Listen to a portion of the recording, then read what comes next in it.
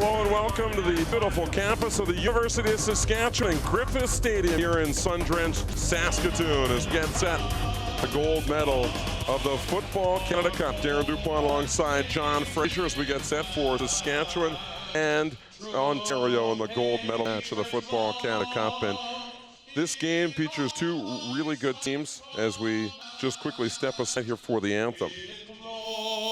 Hearts we see thee rise, the true North strong and free. From far and wide, O Canada, we stand on guard for thee. God keep our land glorious and free. O Canada, we stand on guard for thee. O Canada, we stand on guard for thee. Saskatchewan, Ontario for gold at the Football Canada Cup. And moments ago caught up with the head coach from Team Ontario, Glenn Mills, and asked him just how good this team's been and how much of that success can be attributed to their star running back, Javonte Stanley. You know what? Just an extremely hard-working young man, and he's a young kid. You're going to see that young guy. Yeah. To your running back, Javonte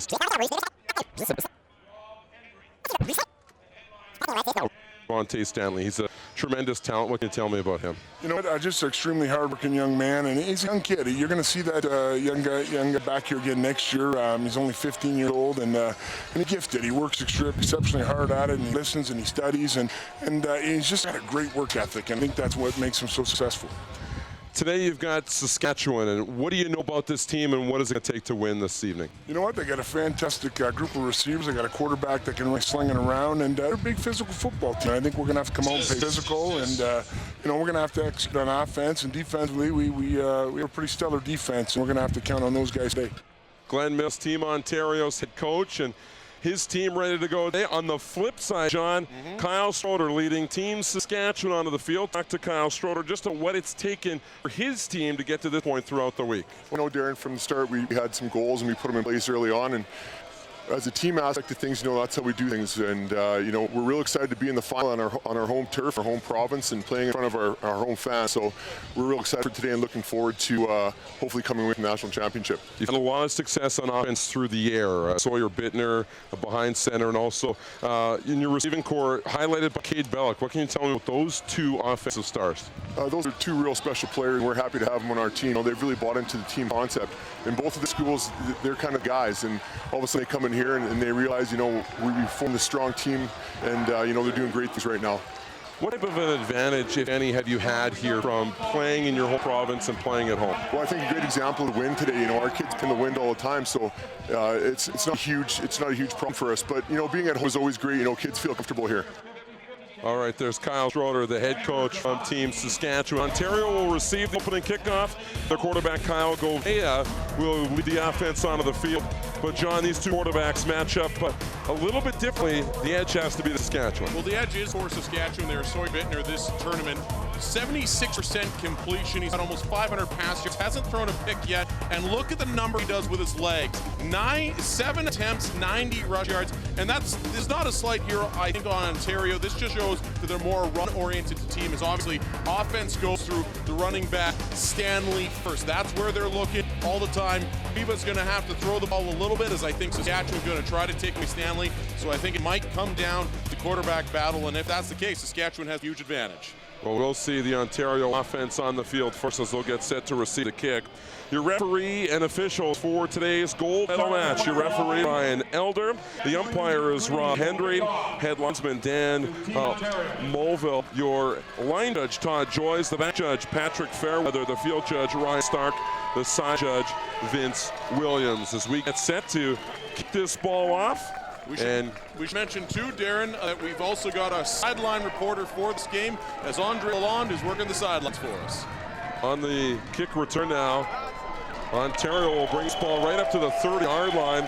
And that's where our starting quarterback, Kyle Gouveia, will get things going here for Team Ontario as he leads the offense out onto the field. John? Gouveia's rather high passing game so far in the tournament is just 117 yards, but as I mentioned on our pregame here, that's more, I think, just an indication that Ontario, the number one thing they want to do, they want to run the ball, and that's Javonte Stanley, so be prepared to see him get a rock often.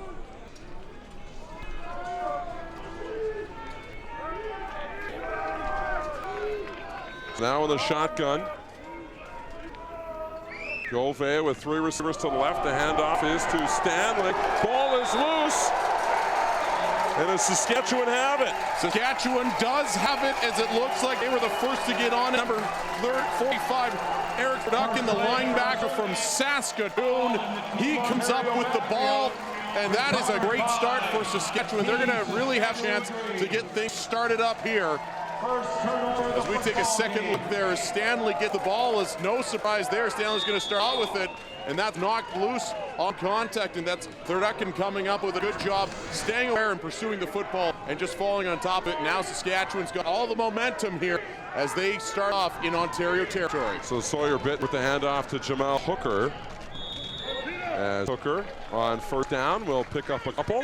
Hooker was really what made the Saskatchewan offense go in their semifinal win as we take a look at the quarterback, Sawyer Bittner, and he has been perhaps the most impressive player. The young man out of Moose Jaw for the Saskatchewan team took a big hit in the semifinals and got right back up, kept going, and obviously led his team to a big victory here. Second down, and Sawyer Bittner.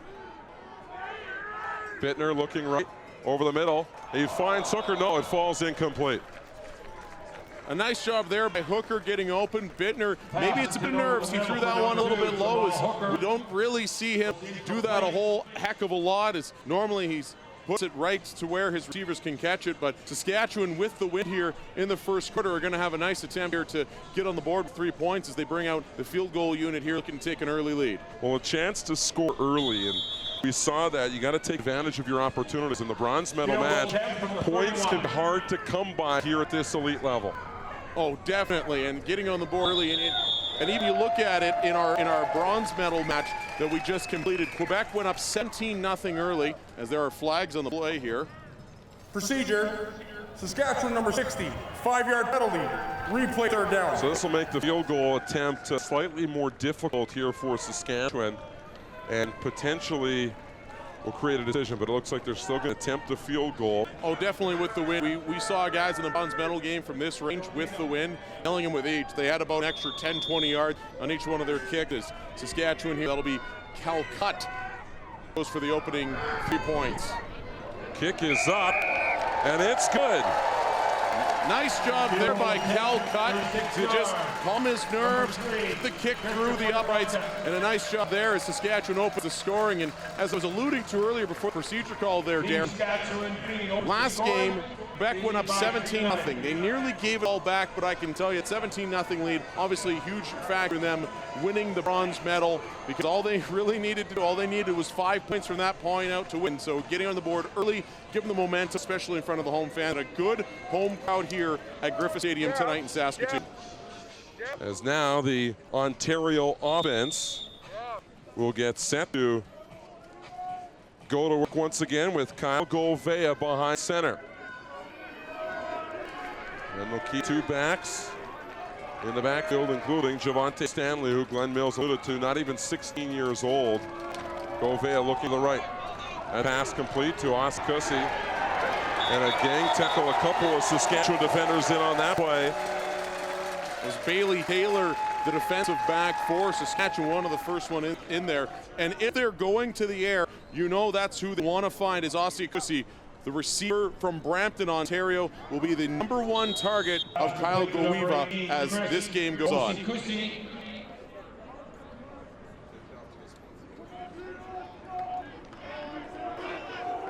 So now in the shotgun, 3 to the left and 2 right. Gouveia in the shotgun. On play action now. Looking up over the middle, and that's going to be knocked down coverage. Benjamin Whitting, the defensive back from Marion Graham in Saskatoon. Just a great job there by Whitting of not committing that play too early. I don't even think the receiver knew that he was coming around, that Whiting was going to be anywhere near him, and he comes in with the great pass knockdown and forces Ontario here to punt into the wind from deep in their own field. 3rd and 10, team Ontario. As you watch the replay here, and a second look at Whiting coming in, a good job there of not committing pass interference and making sure he gets his hands on the ball here. You watch Saskatchewan with punt return now. Flag on the play, it'll be no yards as Scheinbein on the return here for Saskatchewan as we get set for the Saskatchewan offense to come out. Punt taken by number 21, Ryan Shinby. No yards. Ontario number 52. 5-yard penalty. First down. Saskatchewan will gain 5 extra yards there on the no yards call, and they're going to start off some pretty good field position here. Already leading this one 3-0 early. They're going to take over from their own 46-yard line. Yeah, Bittner in the shotgun now with 3 to the right, 2 left. The handoff is to Jamal Hooker on play action though. Bittner, he's going deep. It's going to be caught up across the 40 to the 36-yard line. That pass caught by Riley Orchard, receiver out of Regina Balfour. A great catch there by Orchard, getting open downfield. He shed coverage with a nice little move, made himself available for Bittner here as Ontario bites hard on the play action of Hooker, and Bittner on the run as he's done all tournament, connecting with his receivers out wide. He's got great arm strength, especially on the run. First down, the ball at the first down. So Bittner now from the 37-yard line with 3 to the left and 2 to the right. The handoff is to Hooker. He's going to bounce off a tackle and move up across the 30-yard line with a good gain on first down. That's what makes Hooker so dangerous, is that ability to cut and gain yardage when it looks like he's toast. And I mean, he's been a big part of Saskatchewan's offense as they put up 367 yards rushing, a majority of that from Hooker. Been a fairly disciplined team too. Only 19 penalties compared to some of the other teams. I know that a lot less as you and I work with those games. They're going to want to limit the turnovers. 8 turnovers through 2 games, but through the air, 485 yards from Sawyer Bittner. They've got a good passing attack, as we saw early as they converted on second down, but now penalty call. And we should mention too, all those turnovers that we're looking at, all 8 of them fumbles there in DuPont, as Bittner has yet to throw an interception this entire tournament. Let's hope that one doesn't come in the gold medal game for the young man from Moose Jaw. Hooker there with a nice gain as they got backed up 5 yards on the offside call. He's near the original line of scrimmage. And Saskatchewan's offense is up against a very stingy Ontario defense. Well, Ontario doing a very good job shutting down some very good football teams. I mean, Quebec in the national semifinal, they really limited Quebec's chances. As you look, they allowed 17 first downs, but only 86 rushing yards against Nova Scotia, the team that went out and won in a blowout this morning in 7th place. And again, doing a very good job of winning both those teams attacked.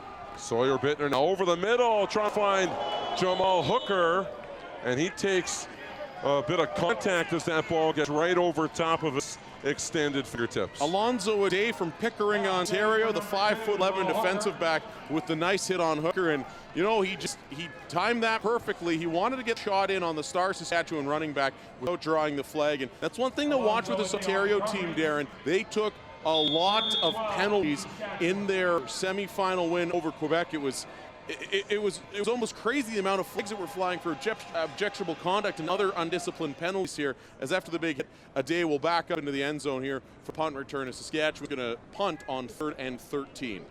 Eric Desmond's the punter for Saskatchewan. Nice Trying to fire corner, and that'll go out just inside the 10-yard line off a hop. They're going to mark him at, it looks like the 3.5 is where that one went out. And that's a great punt there. We saw, if you were watching the Quebec game earlier, that was one thing both punters really had heck of a time with, was that coffin corner punt, getting it to the sidelines. A great job there. And now Saskatchewan is going to have Ontario underneath their own goalposts here as they do mark it at the 3, and that's where we'll see the first down from. As the Team Ontario offense taking the field once again, a lot of their offenses come on the ground, John. Oh, 312 yards against Nova Scotia, most of that from Javante Stanley, and then another 115. He was kept in check until late in that game, until he ripped off a couple big runs. And there's Stanley up across to the 5-yard line, and he's up to, it looks like, the 9-yard line for good solid yards on first down. He's averaging 14.5 yards per carry. And you can see Ontario, though, has been hammered by penalties. 26 penalties against Quebec. Like I said, most of those preventable. We're not talking about holds and pass interference. We're talking about objection to conduct, unnecessary roughness. Ontario's got a discipline issue. You've got to put it in their back pocket and correct that tonight. They hope to win gold medal here at the Football Canada Cup. Gove on the roll, and he's going to be flush from the pocket. Now he's going to take off. He's got room up the middle, and then takes a hit just shy of the 20-yard line. Should be enough to move the 6 here for a first down. Only Gove's second rush of the entire tournament, and definitely, obviously, the longest one there as he ripped off a quick about 11 yards. His only previous rush was one for 8 yards. So that came early in the turn. As we look here, is Saskatchewan a good job of getting the pressure on as they're into the backfield early, but that was Stanley, the man known most for his run. The late block there that kept the quarterback sack on Guiva. And now Ontario with a fresh set of downs, still deep in their own end. And they'll start here from just inside the 20-yard line, looks to be 19. And have the strong I formation out of the shotgun. And off to Stanley, flags right off the snap, and Stanley with a stiff arm. He makes one cut, and he's got yards up across the 35 before being knocked out of bounds, but we do have a flag down, and it's just outside the 15-yard line. Well, that's exactly what Javante Stanley does. He makes things happen. All looks to be lost, and as you saw, that 300-plus rushing yard performance in their opening game against Nova Scotia, who are definitely the better of the Atlantic teams here. Offside. Number 18, Ontario. It's a 5-yard penalty replay for down. Hussey Kussy, the offside receiver, Brampton, Ontario native. And that's a good break here for Saskatchewan as they're going to back them up 5 yards and bring up a 1st and 15. So just under 5 minutes to play here in the opening quarter. And now it's Arndt in at quarterback for Ontario. Drops back pass. He's going deep up the sidelines.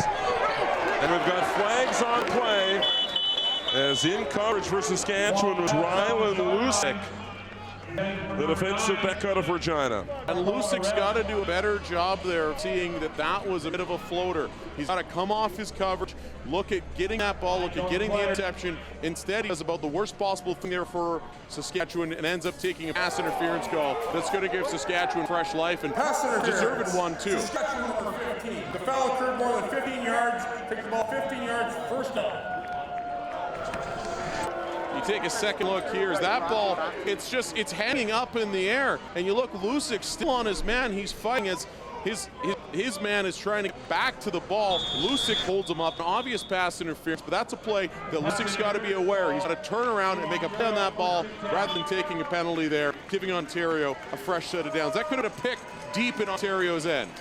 Ontario moving the ball now as we move towards the final 4.5 minutes of the opening quarter.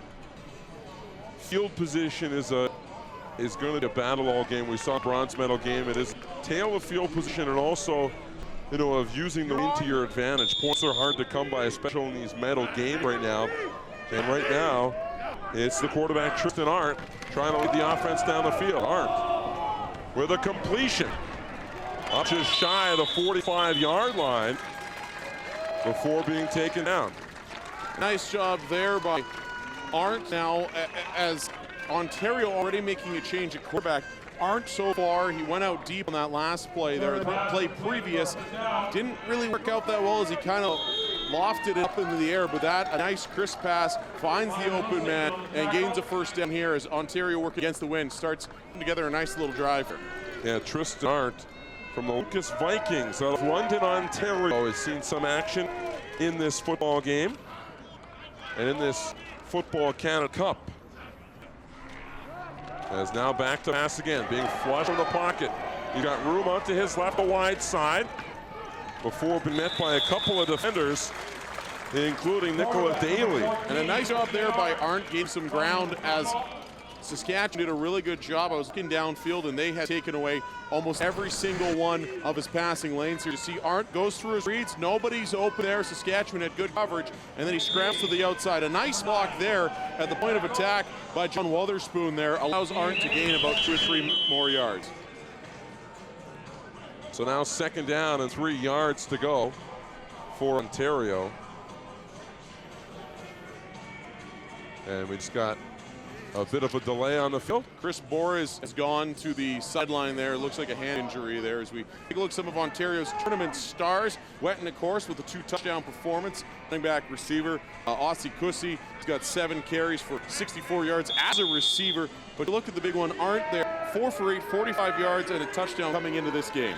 And now Kyle Gouveia back in under center. On the counter play to Stanley. He's got a hole across the 50, into the 40, the 30, and he's not going to be cut. Jovante Stanley and Ontario with a major, and they take the lead. Jovante Stanley with a big touchdown run. Kid's 16 years old, and he might be the best player in this tournament so far. It's remarkable, that run there, the acceleration he has. Normally you're expecting your 17-year-old players to be dominant in this, but again, a good job by Ontario here as they knew the counterplay. They drew it up perfectly. Some good blocks here again. You watch to the near side receiver there, Aussie Kusi, with a nice block there, and they leave the rest to Stanley. The kid's got great wheels, a great blocking scheme by Ontario, and that's an easy 6 points from way out, and that's really going to add to Stanley's receiving or rushing totals. In the first 2 games of the Football Canada Cup, Jovante Stanley averaging 14 yards per carry, 309 yards on 22 touches, and just 2 touchdowns to go along with it. There are guys at this level, high school, junior, wherever, that don't get 400 yards in a season. This kid's done it in basically two games and a quarter. And let's remember the first game against Nova Scotia in a 36-0 game, he only played a half football. He did only play a half of football. I thought Beck did a very good job in the national semifinal of sealing him up. He ripped off a couple of real big runs here. Saskatchewan's going to have to see what they can do to respond. As we watch the players to watch by both teams, Alonzo O'Day, you've already seen him making a play. Carter Wilson, that's a name you're going to hear a few times, a big defensive lineman for Ontario, and of course, Sawyer Bittner. He's been absolutely terrific under center, as Darren and I have been talking about all game, and now Bittner's really going to have to get his charges going here as Saskatchewan needs to respond for giving up the early major, and they trail 7-3, but Bittner, all tournament look, 76% completion percentage. You know, once the nerves settle down, he's going to be quite all right. Well, Saskatchewan set to get the ball back. And back to return the kick here is Ryan Scheinbein, picking up at his own 15. He collides with Riley Orchard and then finds a seam down the right. Spins and he's up across the 30-yard line. As after collecting or colliding with Riley Orchard, finds himself a seat down the sideline. It almost seemed to cause confusion on both sides when he bounced off Orchard. Scheinbein did. He's been doing a good job returning kickoffs all tournament long for Saskatchewan. But you'll watch here, when he bumps off of Orchard, the 2 Ontario players commit to Orchard, and he's able to bounce it outside for what looks like a nice little gain here. Saskatchewan's good at the ball at their 31-yard line. Just under 3 minutes to play in the opening quarter. 7-3. Ontario on play action. Sawyer Bittner, that's knocked down by the offensive line and right down the middle of that offensive line, and Lucas Brennan getting his mitts on it. And you can really tell what Ontario's game plan is here against Saskatchewan. It's not let Bittner get comfortable, get hands up in his face, get all sorts of distractions towards him and limit Bittner's ability. Bittner, to me, does a good job with his legs. Maybe he's got to look at some rollout plays here. Maybe look to run, because right now, Ontario's keying on the path. They're doing a very good job of shutting it down. In the shotgun, Sawyer Bittner. From Moose Jaw, trying the screen pass, finds Hooker. Joel Hooker up to 40, to the 45, to 50. and near midfield before being taken down. A great play by Bittner. He's a little hobbled running back up to the line. We saw him take a big hit semifinal. Bittner's actually leaving the field right now to talk to his coaches there as Hooker makes the great grab over the shoulder on the screen pass. It looked like Bittner was dead to rights here. Right at this moment here, looked like he was done as he takes a hard hit, but it's Jamal Hooker with the great catch over the shoulder. He gets behind his blockers. Bittner, much like in the semifinals, gets nicked up. He's right back under center. Sawyer Bittner, the 6-foot, 190-pound quarterback from Moose Jaw Peacock. And that pass just out of the reach of the receiver and going to be falling incomplete as that pass intended for Ben Getzlaff, the receiver of Saskatoon. I told you to be saying the name Carter Wilson a few times tonight, and right there, Wilson, he was in on Bittner quick, and Ontario sticking to their game plan of disrupting what Sawyer Bittner can do as Wilson again breaks through the offensive line and really causes Bittner to rush that throw, forcing the incompletion. So now 2nd down 10 here for Saskatchewan, just on their side of midfield.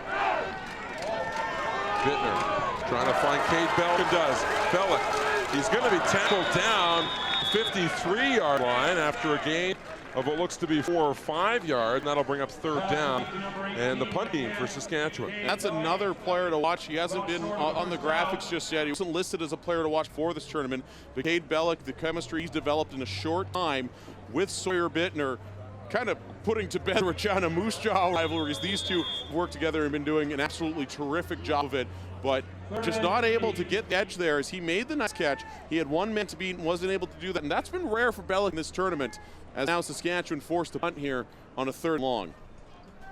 Eric Despins back for another punt, and he gets a good one away. Taken at the 14. Now trying to cut him. Taken down from behind. A good special teams tackle by Jay Housie, linebacker out of Aiden-Bowman in Saskatoon. There is a flag on the play right near the Saskatchewan sideline, waiting to see if somebody jumped offside. It's close to the line of scrimmage. We await the call here to see if this is going to cause any changes. Ontario's going to be charged with the offside here. All right, we'll get the call the penalty. Offside. Ontario. 5-yard penalty. Replay 3rd down. Saskatchewan's defense has been very good against the run so far through 2 games. And they've created turnovers, John. They have created turnovers, 12 turnovers through 2 games. 4 sacks, too, that really disrupt the offense. But you know what? They've allowed under 100 rush yards a game. That's going to change here. So I think Javante Stanley, after the big run earlier in this quarter for the touchdown, has to be already close to 100. As they replay 3rd down, and now on the punt. A big return opening up on the left side across the 30-yard line. And that's as far as Ontario's going to get on the return. And now a bit of an injury right now on the field for Ontario. Great job by Polis Coco, one of my favorite names of this event, getting downfield, tackling the Ontario returner Poole. Poole looked like he was gone to the races down the sideline, but it was Coco who got in there late, made the tackle, and limited the gain for Ontario. There's looks like be a Charlie horse or a cramp or something, just the way he's reacting there.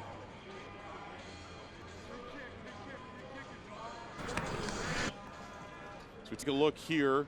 Poole just hit hard. Oh, it looks like an ankle. His ankle bent a little bit there as he was taken down by Coco, and now he's favoring that leg. Obviously, the kid's going to do everything he can to get back into this football game, and we'll have to keep an eye out to see if he comes back. But it didn't look severe, but you could definitely tell his ankle bent away that it's not really designed to do as Poole makes his way to the sideline, to the defensive back from Brampton, Ontario.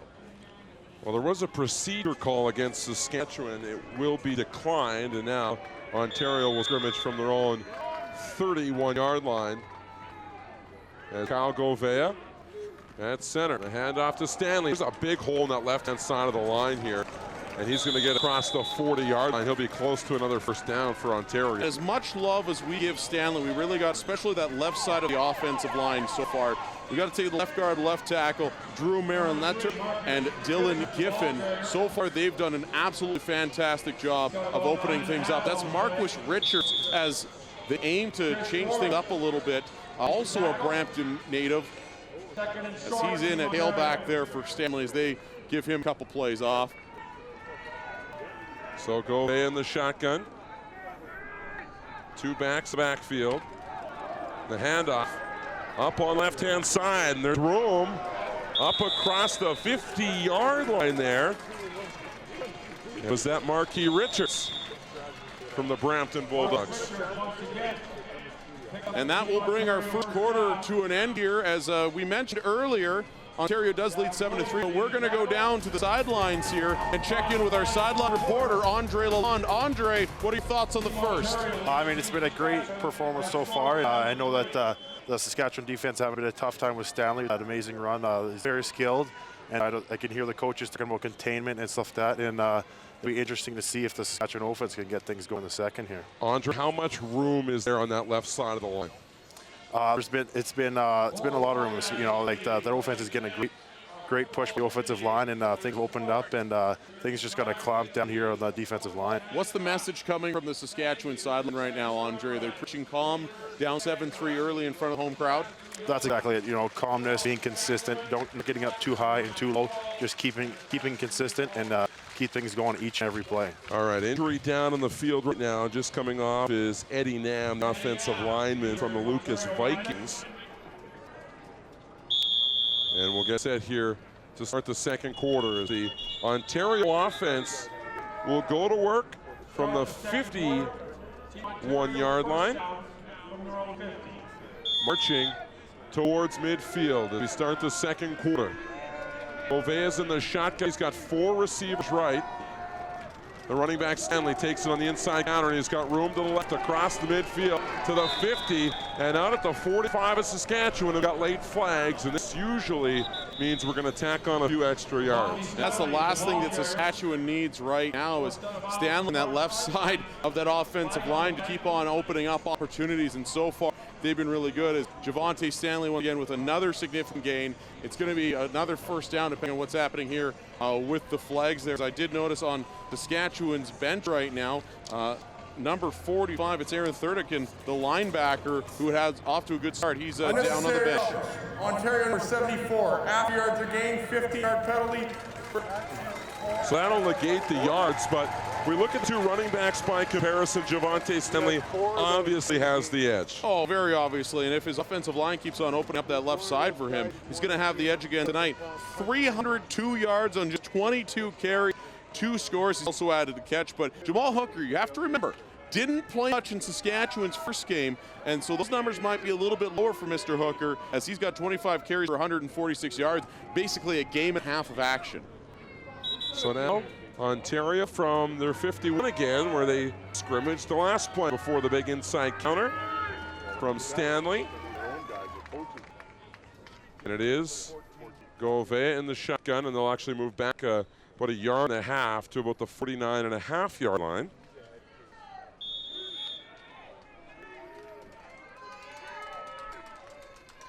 Gauvin drops back, looks quickly to the left-hand side, and it's going to be dropped on the left-hand side. Not really sure what happened there. He looked like he had the catch secured. It looked like that was his favorite target, Osi Kusi, but just he looked like he had it in the hands. It looked like he turned to go upfield, and he just dropped it here. As we're going to take a look at what exactly went on as Osi Kusi makes the catch and then just can't bring it down. He was already, you could see his eyes were already turned downfield as two Saskatchewan defenders bear down on him, and he dropped the rock. Logan Manel and Polis Hoko, the two defensive backs in coverage on Osi Kusi. Now on play action. Gauvin going deep, and that's going to be right off the shoulder pads, right off the chest of Osi Kusi. And usually so sure-handed, usually this entire tournament he's been coming down with those, but a nice job of Rylan Lusick getting in the grill of Osi Kusi and maybe getting in his head a little bit. A good job on coverage there as that goes off the hands of Osi Kusi and will bring up third down for Ontario. Should mention one of the few teams that almost exclusively employs a punter-kicker, and that in Gabriel Sinek. So on the kick, almost blocked as Ryan Scheinbein takes it at his own 22. Working to the right, makes a couple of guys miss, and he's up across the 30 for a good return from Ryan Scheinbein for Team Saskatchewan, the 5'9", 106-pound running back out of Balfour in Regina. Scheinbein hasn't busted a real big return just yet, but he's been consistent. He's usually gaining 10 to 15 yards. Good job in positive yardage. The kid is sure-handed. I have a feeling that Scheinbein might bust the big one tonight as he's getting a good job as Ontario seems to be giving in to Saskatchewan's blocks a little bit, especially on the special teams. Saskatchewan now, quarterback Sawyer Bittner negotiating into the wind here in the second quarter.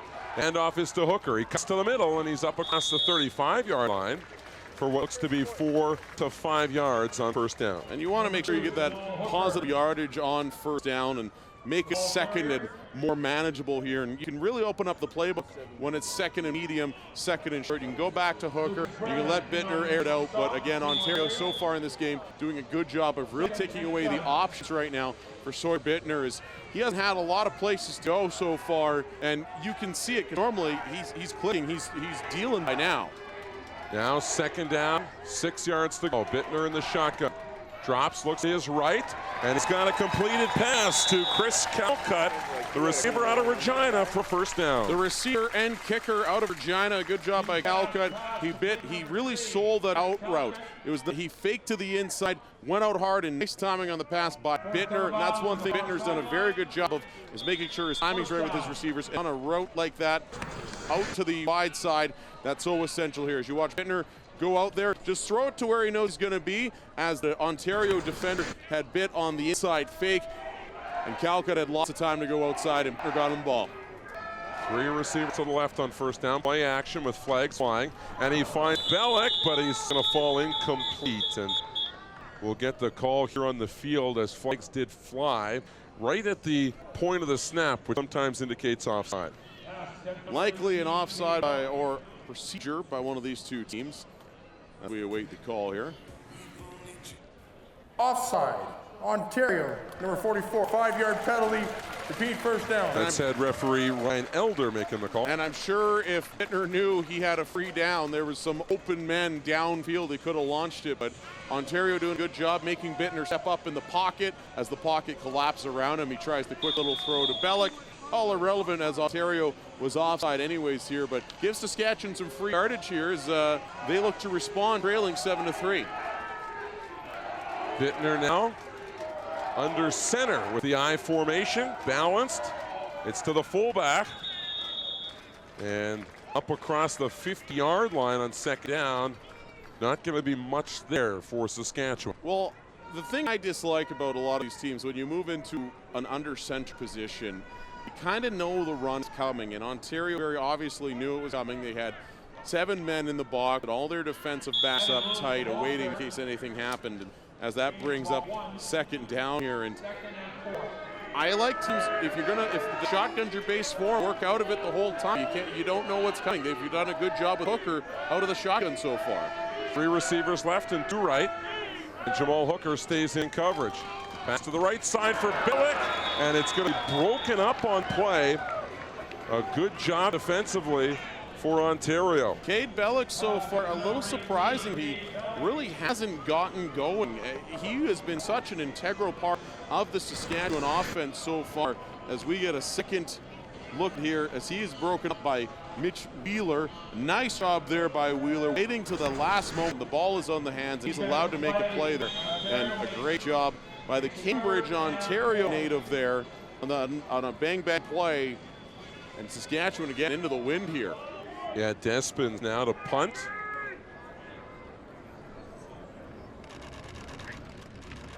And the punt's away, angling towards the right sideline. It's going to be picked up at the 22-yard line now. Across the 25 to the 30 before being taken out of bounds there by Logan Manil, a linebacker out of Weyburn. A nice job by Despins with the punt there. Again, looking for the sideline, not giving the Ontario returner a day out of Pickering a whole lot of time to respond or a whole lot of room to move, and he's a dangerous player as we've seen earlier in this tournament, but the Pickering native forced the sidelines, forced to a short gain. Ontario still has some decent field position to start this drive. And they'll start from their own 34-yard line with Golvea in the shotgun. Stanley Stays back on play action up across the middle for Wotherspoon. And he's got reception across the Saskatchewan 50-yard line. And that's something that works real well for Ontario, is that play action pass. Everybody is so worried about Javante Stanley that sometimes they forget about a guy like John Wotherspoon, who's a big-bodied receiver, 6'3", 195. He reminds me a little bit of Andy Fantus here, as Saskatchewan and Ontario fans know him well. Big hands, big body, no fear going across the middle there. Typically, he's going to win a size battle against most of these Saskatchewan defensive backs. Ontario marching now. The handoff. A flag on the play as he gets across the 45-yard line. Marquis Richards, the running back of Brampton. Likely an offsides here on Saskatchewan as Marquis Richards from Brampton makes the short gain. Again, good job there of the Ontario offensive line opening up some holes there, but I think they're about 5 yards automatically. So the offside call against Ontario. Offside. Number 18, Ontario. It's a 5-yard penalty. Replay first down. Second offside penalty on Chris Osikusi early on in this gold medal game. Might just be nerve, might be a little mental fatigue. This is a lot of football in a week for a lot of these young men, and so far it's been a great product there, but still prone to making some mental mistakes here. Well, if you're just joining us, welcome to the campus of the University of Saskatchewan in Griffith Stadium, home of the CIS's University of Saskatchewan Huskies. Ontario driving. They're in red with trim, and there's a big gain by Richards again up across Saskatchewan 40-yard line. This is proving how dangerous Ontario is on the run, as Marquis Richards kind of complimenting Javante Stanley here, of course, is the guy we're all talking about and focused on, as now they're going to the right side. After taking Stanley to the left a lot, the right side of that Ontario offensive line really doing a good job opening things out. That's the right tackle, Chris Fournier, and the right guard, Eddie Ham, opening up holes for Marquis Richards, who's still in the backfield. 2nd and 8, a play action. Govea looking over the middle again, and this time that pass is complete. Looks like Josh Van Roy, the running back / receiver of Leamington. You know, we talked about the quarterback battle heading into this game and not giving a lot of credit to Govea. So far, he's been the sharper of the two. As you watch him, just his offensive line gives him a ton of time, finds his receiver up the middle, and that's another first down as Ontario now breathing down the neck Saskatchewan here deep in their territory. Govea now, the handoff to Richards. And he's going to be stopped right around the 20-yard line with, again, good yardage on first down from this offensive line of Ontario. Well, again, this will allow them to open up playbook, and you didn't really know what's coming, especially down here in the red zone, as Richards was shaken up a bit, looked like on that hit, but he's back up to his feet and with a little bit of a limp there, but gold medal game for an under-18 Canadian championship. That kid's not coming out unless he's either totally exhausted or broken in half. Dale DuPont, John Fraser with you here. 20 degrees in Saskatoon. The sun shines. The wind coming right out of the north, 24 kilometers per hour. And Govea looking to the end zone, and that's going to fall incomplete.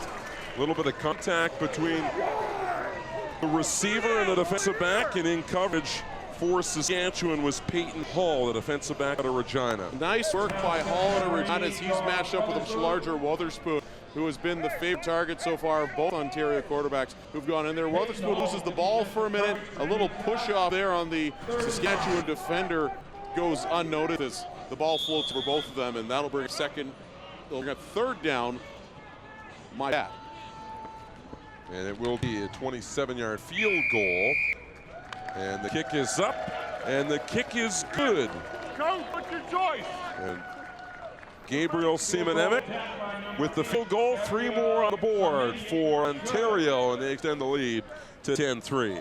Not a position Saskatchewan has been used to, as in both their games they jumped out to, well, I should correct that. In the Alberta game, they were trailing near half, and then they reeled off 32 unanswered points. So definitely don't want to count them out of anything, especially this early in this game. If Sawyer Bittner can get going here, he struggled just a little bit in the first half, just missing a couple of receivers there. Now on the right side, Cade Bellick on the end around. He's up to the 40-yard line, and a late flag on the play as Bellick was taken down. wait to see what this late flag is, but normally when you see it that late, we're going to see some sort of personal foul. I couldn't quite see from our vantage point here quite clearly. Maybe Bellick got face masked. Number 18, Cade Bellick, ball carrier. Unnecessary roughness, Ontario number 10. Head contact, 15 yards to end the run.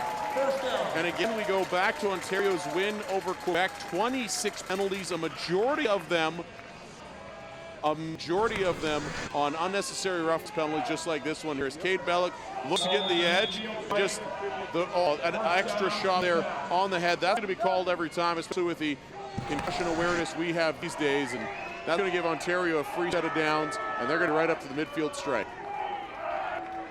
So now the shotgun. Bittner looking to the right-hand side, finds Getzlaf up to the 50, across to the 45-yard line of Ontario. He'll be close to the first down. Getzlaf, one of those offensive stars for Saskatchewan. Oh, he's been fantastic for Saskatchewan. He might not be the #1 target of the receiver of Bittner, but he does have 20 yards and a touchdown. Lots of clutch catches entering tonight. Cade Bellick, of course, all these numbers entering tonight so far. He's been the man. Hasn't gotten going in this game quite yet. 299 yards receiving. He's got 2 receiving scores. Kolesnikov has got 45 total yards and touchdown, but I mean, he's been mostly replaced in the backfield by Hooker, who you can see there blocking. And a nice job there by Bittner finding Getzlaf jumping up to adjust to the catch. Drives the first contact, a little stutter step here, and he does have enough first down yardage after measure by Saskatchewan, and they've got a fresh set of downs as they look to tie this game up trailing 10-3. Well, moving the ball now inside the Ontario side is center. They'll scrimmage from the left hash to the 45-yard line. Here in the gold medal game of the Football Canada Cup from Saskatoon. And Sawyer Bittner, the quarterback for Moose Jaw, in the shotgun. 5 receivers in the handoff to Jamal Hooker. And the running back from Waboldis in Regina moves forward for a couple on first down. Looks like it's still going to bring up a second along here for Bittner, and an obvious passing situation here. We'll see if maybe his chemistry with Cade Bellick can get going here, as Ontario's done a very, very good job so far of shutting Bellick down, and he has yet to really get going here in this game. Just 1.5 yards for first down. And now they'll send 5 receivers as Jamal Hooker stays in to block the end. Across the middle, and it's picked up and caught. Great reception over the middle. And was that Terrell Mildenberger? I believe it was Tanner Zahara, number 5, Darren, as we get a close-up look at Zahara there. He adjusts, his body was going one way, Bittner threw it behind him, and he quickly made the adjustment, dove out, and was able to make the catch. Adjusting through the middle there, the receiver from Balgoni. Bittner here, you can see this throw is just a little bit behind Zahara. He adjusts his body, sells out, and gets it there. No fear or two with a couple Ontario defenders nearby. Saskatchewan rolling here on offense. Extra protection in as the handoff to Hooker. He's up across 45, but he's going to pick up just about 1 yard, if that, here on first down. As Saskatchewan, as we near the end of the half, we've passed the 3-minute mark remaining in the opening half. Saskatchewan threatening to score here against the wind. Saskatchewan becoming a touch too predictable for my liking right now, Darren, as it seems to be run Hooker on first down, pass by Bittner. Right now, it is working, but Saskatchewan might have to mix up, throw in a little bit of play action, keep Ontario guessing as they've got a 2nd and 10. Bittner now to the right side, trying to find Calcutt, and he's going to be out of bounds before he makes this catch, and that will bring up third down for the 35. And in this breeze, this is going to be, I believe, outside of field goal range. Well, into this breeze has come down a little bit since our earlier game, and we are going to see, Calcutt is the field goal kicker. He is going to come off the field here. He tried to stay in bounds on that catch, but right now Saskatchewan a little bit too predictable. They're going run with Hooker, pass by Bittner, and Ontario is keying in on that quite easily, and they might have to do something to mix it up here as we're going to see the kicker Despins with the punt. Alonzo Ade and Marco Aref are back to return the kick in the end zone for Ontario. Tall, towering kick. It's going to be picked up and dropped, and then recovered at the 6-yard line. A flag on the play, though, as he threw it up near the 15. So interesting to see which this one is going on. I don't believe it was no yard. My 5-yard vision didn't look like it. I believe it's going to be a holder, an illegal use of the hands here as we await the decision from our officials. And that might back Ontario up a little bit here. Yeah, we'll wait for the call from head referee Ryan Elder as we near the end of the opening half here in Saskatoon, the gold medal game of the Football Canada Cup. It is a hold on Ontario on the short return. Ontario number 1. Half the distance to goal. First down. O.B. Akinpai. Here we go. Akinpai, that's I'm going to apologize to his family right now. I'm not getting that name right anytime during this game. Because Ontario's backed up deep in their own end after the holding call. Now from their own 5-yard line, Govea in the shotgun with Stanley behind center. Stanley, he's got a big gain across the 15-yard line, take down at the 17. And that's how you get outside the shadows of your own goalpost. A nice run there by Stanley, and everybody knew it was coming. He just hit the hole with speed again. That left side opening things up for him. He does have the only touchdown of the game so far tonight. Stanley does a great job of getting back some good field position here for Ontario. They're so deep, a couple more Stanley runs, and they'll be in trouble. Ontario with the 7-point lead, and Govea shotgun. Down the inside counter by met in a hole. A good job there by Saskatchewan to get in the hole. That was Benjamin Witten, the defensive back from Marion Graham in Saskatoon. Witten doing a real good job of filling the hole now as Ontario look to run to the right, where they've had a lot less success than on that left-hand side. And we'll take a look here as Witten will fill the hole. You'll see him in the near side of the picture, number 14, gets an opening, goes in unblocked, and able to stop Ontario from gaining more than half a yard. Austin Wetton on the end around. And now Govea in a shotgun on play action. Looking across the middle. It's picked off. Intercepted by Logan Manel, the linebacker for Weyburn. He's down to the 5. He scores. Touchdown Saskatchewan off the pick. And a great job there by Logan Manel from Weyburn. He read the quarterback's eyes. You could tell he was looking middle the whole way. You'd see his helmet from up here. We're going to get a second look at the pick of the touchdown. Looking up the middle the whole way and just throws it into the wrong spot. And a great play there by Logan Manel. And it's going to be a tie ball game pending the convert. Logan Manel just extending everything he's got to get up and pick off this ball right at the 30-yard line as Govea was looking to the middle the whole way.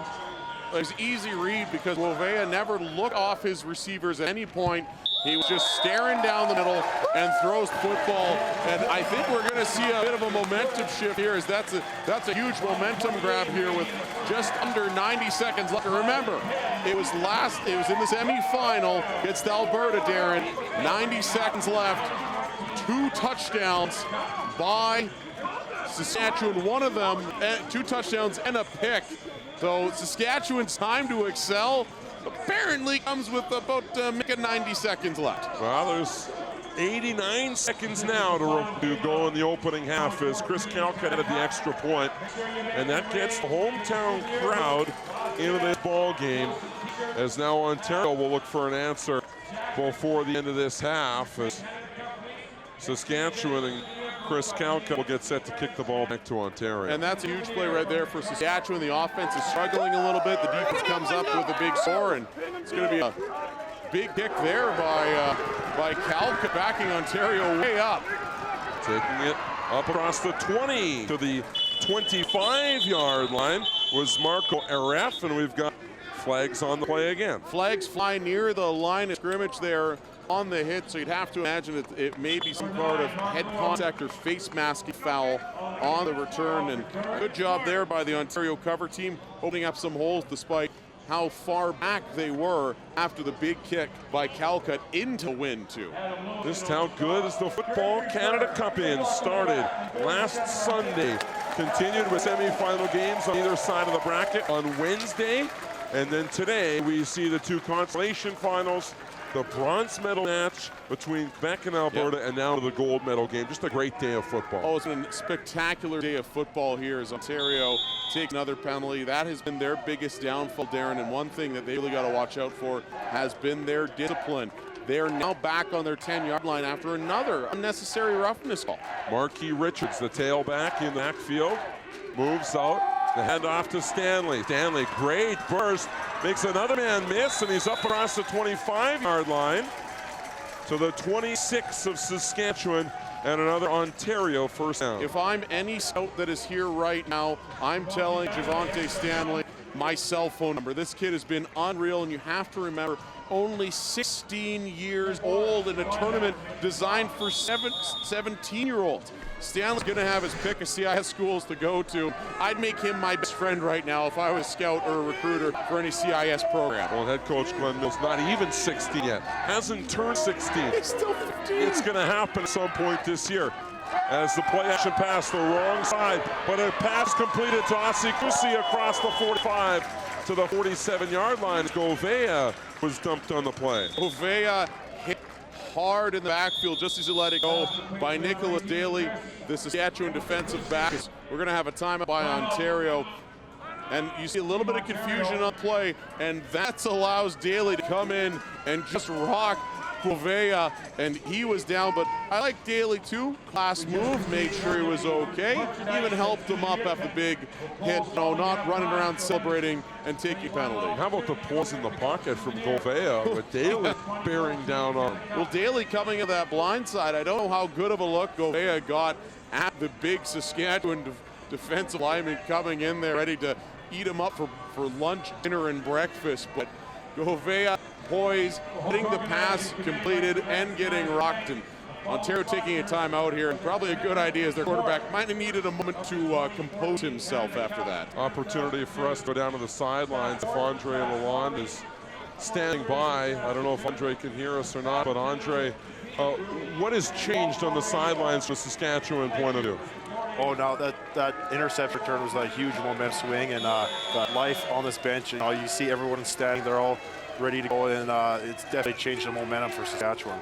Now Govea in the shotgun, looks across the middle, and that's going to be out of the reach, and almost intercepted on the play by Saskatchewan as Rylan Luzik, the defensive back, got up tall to try and knock that ball down. A good job of Saskatchewan's defense getting aggressive, especially defensive backs. As you can watch, Gueva again locking eyes with his intended receiver, not looking his man off. That's allowing guys like Lusick to take that extra step over when you know where that ball's going to go. If Gueva has a chance to talk to his coach on the sidelines here at half, look off your receivers. I mean, that's what he has to do. Otherwise, we might be witnessing another late pick here by Saskatchewan. Now 2nd and 10, Govea throws off to the right to Stanley. Stanley going to be taken down, but thrown forward towards the first down marker.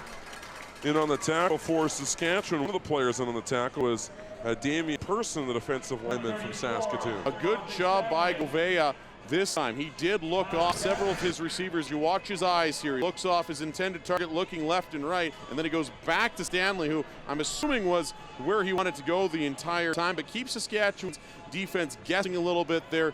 Javante Stanley with a nice game, and they are going to measure it, but I'd imagine he's going to have first down yardage here. If not, it's going to be maybe a couple chain lengths. We'll come up to measure this one. Another first down will keep the drive alive here, and momentum back in Ontario's favor a little bit here with less than a minute to play in the first half of football. I don't think you can be third and shorter. They are short of the first down by about a chain link after the measure. So 3rd and 1 here. Ontario's going to take it. They're in Saskatchewan territory. This is a no-brainer. They're going to go for this. As they do so often, bringing in a receiver under center too, Kevin John. Well, it will be 3rd down and mere inches, and a good push by that Ontario offensive line. They'll have the first down and keep this drive alive. Oh, that was an easy decision for Ontario as John just slipped up under center, as they were a chain, like literally one link of that chain, Darren, away from the first down in the first place there. So they didn't have to go very far. So we get a look. There's lots of blockers there. Good job by Ontario. You look how far their offensive line is there with the good initial push, and that's going to give John the first down and new set of downs for his team to work with here. We are getting close to the end of the first half. Ontario now out of timeouts. They've used both of them on this drive. But they're only about 15 yards out of field goal range at this point here with this wind here in the end of the first half, and trying to tack on points to take the lead in the first half. Well, Gabriel Semenek, we were watching him in warm-ups from some of the previous games where there wasn't a lot of wind, and kid was booting 4 to 45-yard field goals again. Very impressive at the high school level where field goals can tend to be an iffy prospect at the best of times, but for him, this shouldn't be an issue. Even, you're right, about 15 yards. I bet you he can nail one from outside of 40 with this wind as back. 5 receivers now as one comes back in the other way for Govea, who looks right now left and slings it back across the middle, and it's complete up across the 30-yard line. And was that Caden Jesperson? That was Caden Jesperson getting open in the middle, finding a soft spot in that Saskatchewan defense as they were playing a zone there. Jesperson from Brampton there just settles in over the middle again. That's not the place that receivers like to hang out, but a good job there getting open, finding a soft spot there between a couple of Saskatchewan defenders and coming up the first down yardage here. Ontario now again getting deep into Saskatchewan territory. They're in field goal range. Now going deep for Ossie. He picks it up and he's got it down at the Saskatchewan 5-yard line with 6.1 seconds to go. And this will likely be the final play of the half, but Ossie Kusi's going to go down on the play. The way he gestured, Darren, I think he might have got contact a sensitive area, as Ossie Kusi will take a minute or two to adjust. And that's after a spectacular catch by the young man, as he just used his side over Lusick there to the defensive back. You see it here. Nice deep throw, nice side spiral on that ball as he goes down, and looks like it might have been the ball that got him. He's instantly calling for a timeout to the official as he took one down low there, and Ossie Kusi probably needs a moment or two to get his wind back. I think he does. That one hurts everywhere. We're going to call this a mild groin injury, a lower body injury, if you will. It's usually when you see a smirk on a trainer's face, that's when you know that it's not too serious, and we're just dealing with some lower body discomfort. Ossie Kusi after the great catch there. He'll be fine after adjusting for the second half. He's going to catch his breath here, grab a little drink. He'll have 15 minutes to get ready for the second half of football. 6.1 seconds. They might be able to get off 2 plays here on first and goal, but it would be huge for Saskatchewan if they could limit Ontario to a field goal. Well, if you can limit Ontario to 3 or less as they take over at first and goal at the 5, that's really going to be momentum changing here. And if Ontario's going to try to take shots at the end zone, they got to be quick with 6.1 seconds left. You don't want to come away with nothing. Well, if you're going to take 2 shots, you would think you have to throw on first down. We'll see. They've got a dangerous back again. Javante Stanley right behind the quarterback, Kyle Govea. And they're going to empty the backfield. Govea looks for Stanley on the right side, and he drops it. But he drops with 2 seconds left, so he'll get his second chance here to put a major on the board, or likely they're going to bring out the field goal unit. As we take a look here, Javante Stanley, he's open in the right flat. You know he's the guy that's going to, and just almost runs into his own receiver, almost gets picked a little bit by his own receiver on that play, and that just caused him to adjust and drop the football there. Otherwise, that was a sure touchdown by Stanley. And that might be the only thing you see from Javante Stanley where you see that he's only 15 years old. Oh, certainly. You see him, or that it's tough to tell whose mistake that was as we watch the field goal go through. Was it the receiver in Stanley's area, or was Stanley not supposed to be where he was there? Well, at the half, it will be Ontario 13, Saskatchewan 10. and a good first half of football, John. Oh, absolutely. Great first half of football. Saskatchewan, obviously, the momentum-changing touchdown interception there.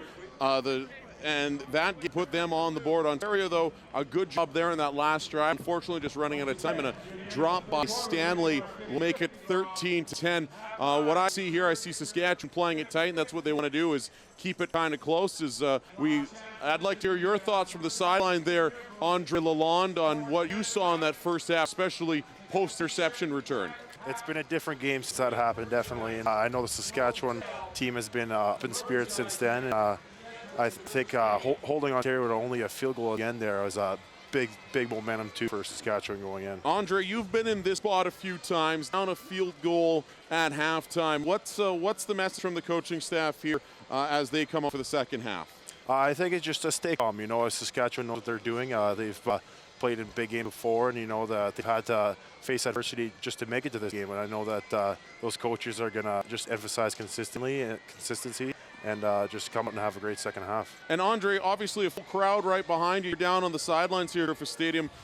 Are they making a lot of noise? Are they doing a good job getting maybe some disruptions on the field? They are a pretty enthusiastic crowd, and I know that there's only been a few big plays for them to cheer for, but on that interception return, they're definitely very loud down here. All right, well, at the half, it is Ontario 13, Saskatchewan 10, as we'll roll the first half highlight pack as we head to the break. The second half is coming up in 15 minutes' time as the gold medal game of the Football Canada Cup continues. Javonte Stanley, the dominant 15-year-old electric tailback from Ontario, has a major on the board. Saskatchewan has one back on an interception. The interception up by Logan Manill, leading to the Manill touchdown on the interception return.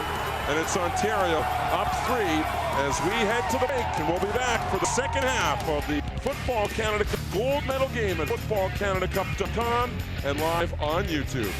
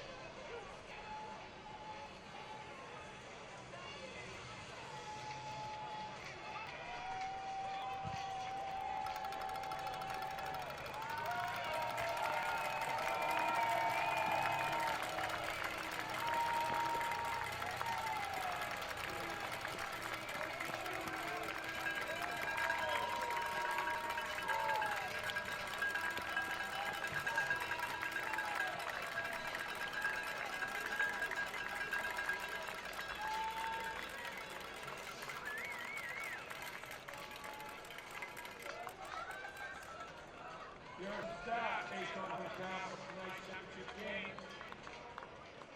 First down. Saskatchewan has 6, Ontario 14. Western Yard.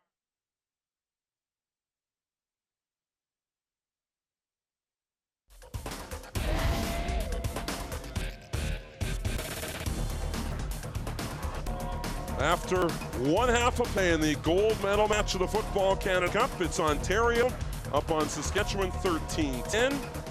And right now we go down to the sidelines, joined by Saskatchewan linebacker Logan Manill of Weyburn. And Logan, take us through that interception return for a touchdown late in the first half.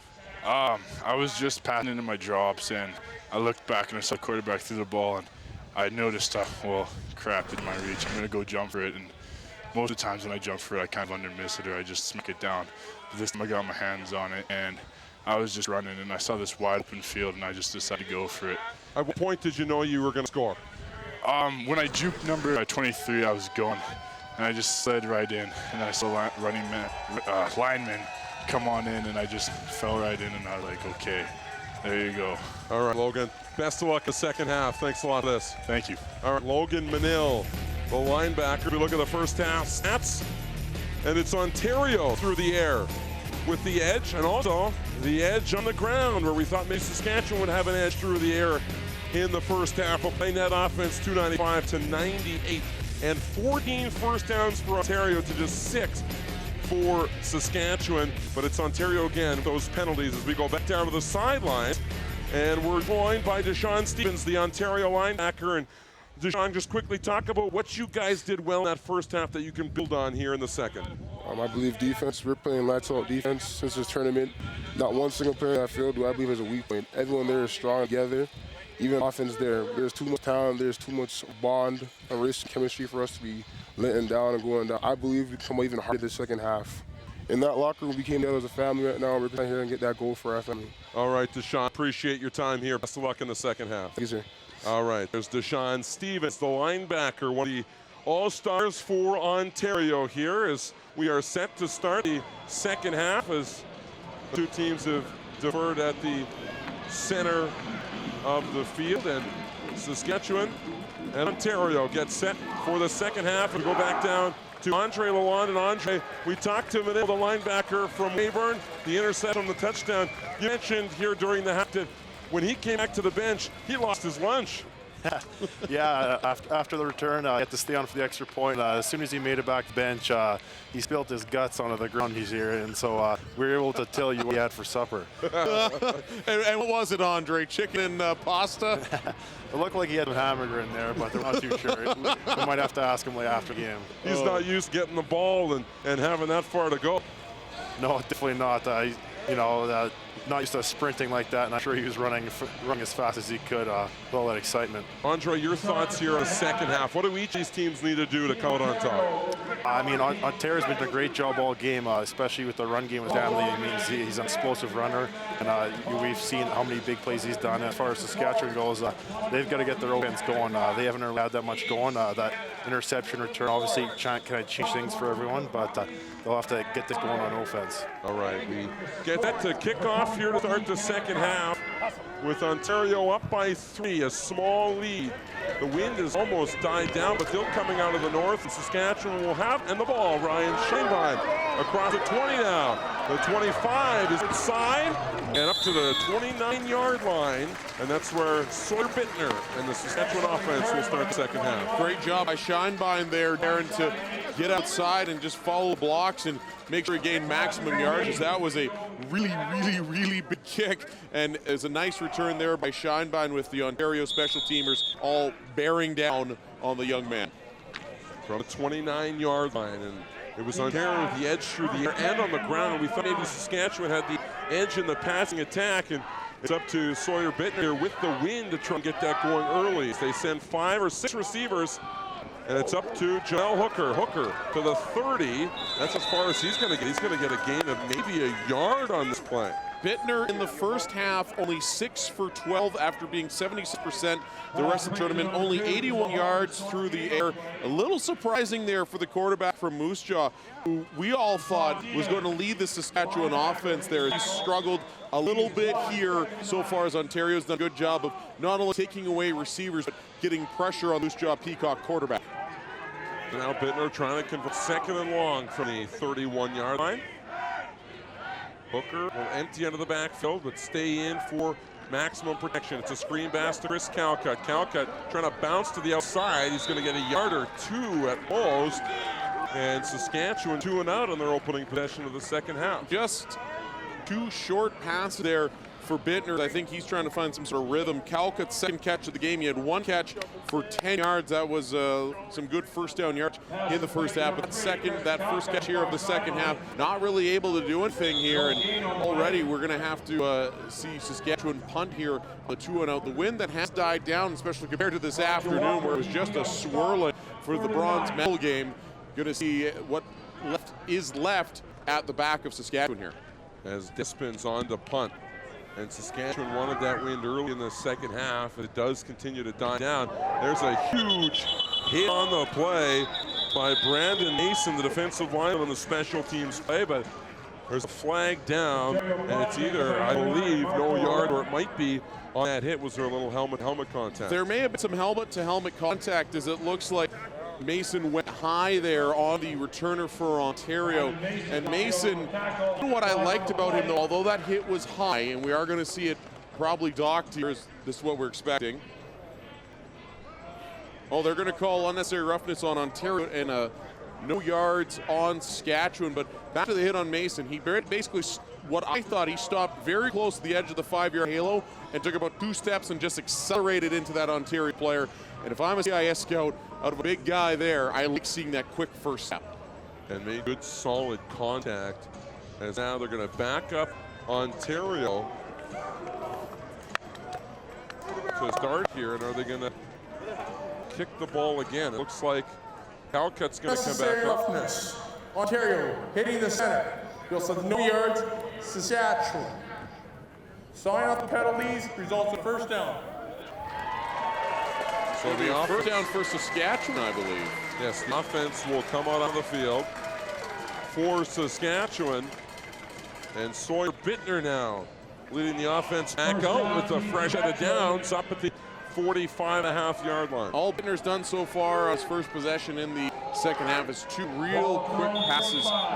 We're going to see, I think he's got to press the field. He's got to press it downfield. That's what they've done a good job of, and that's what gave them success against Alberta, was throwing in some deep passes, and Bittner just hasn't connected on those yet. The handoff to Jamal Hooker, who hasn't had a lot of room. This big defensive line for Ontario has done a good job containing the line of scrimmage. Well, Jamal Hooker only 5 rushes for 11 yards on the ground. He's done a little bit better through the air, 1 catch for 22 yards, but obviously Ontario is basically saying, Bittner, all right, we're taking away your run game, go ahead and beat us. And so far, Bittner unable to do that. He's got to get that going here as the second half moves on. Bittner in the shotgun. He's got 5 receivers out, and Hooker leaves the backfield in for maximum protection on the blind side. The pass to the outside finds Getzlaff. Getzlaff's got to lead blockers up across the 50 into Ontario territory. And he's up to the 48-yard line with a first down. Getzlaff's second catch, much like his gains first down yardage, and has to adjust as he came, I believe that he came over the shoulder for a nice pass here. So we're going to see the replay as Bittner going to Getzlaff. And again, Getzlaff making the adjustment, a good over-the-shoulder grab, and then able to pull it down and gain first down yardage. I've really liked the game he's had so far tonight, Darren. Alonzo Adai in coverage, a little over-aggressive, trying to get the knockdown. Now on play action. Bittner rolling out. Oh, he shuffles it back, and it's a fumble picked up by Saskatchewan.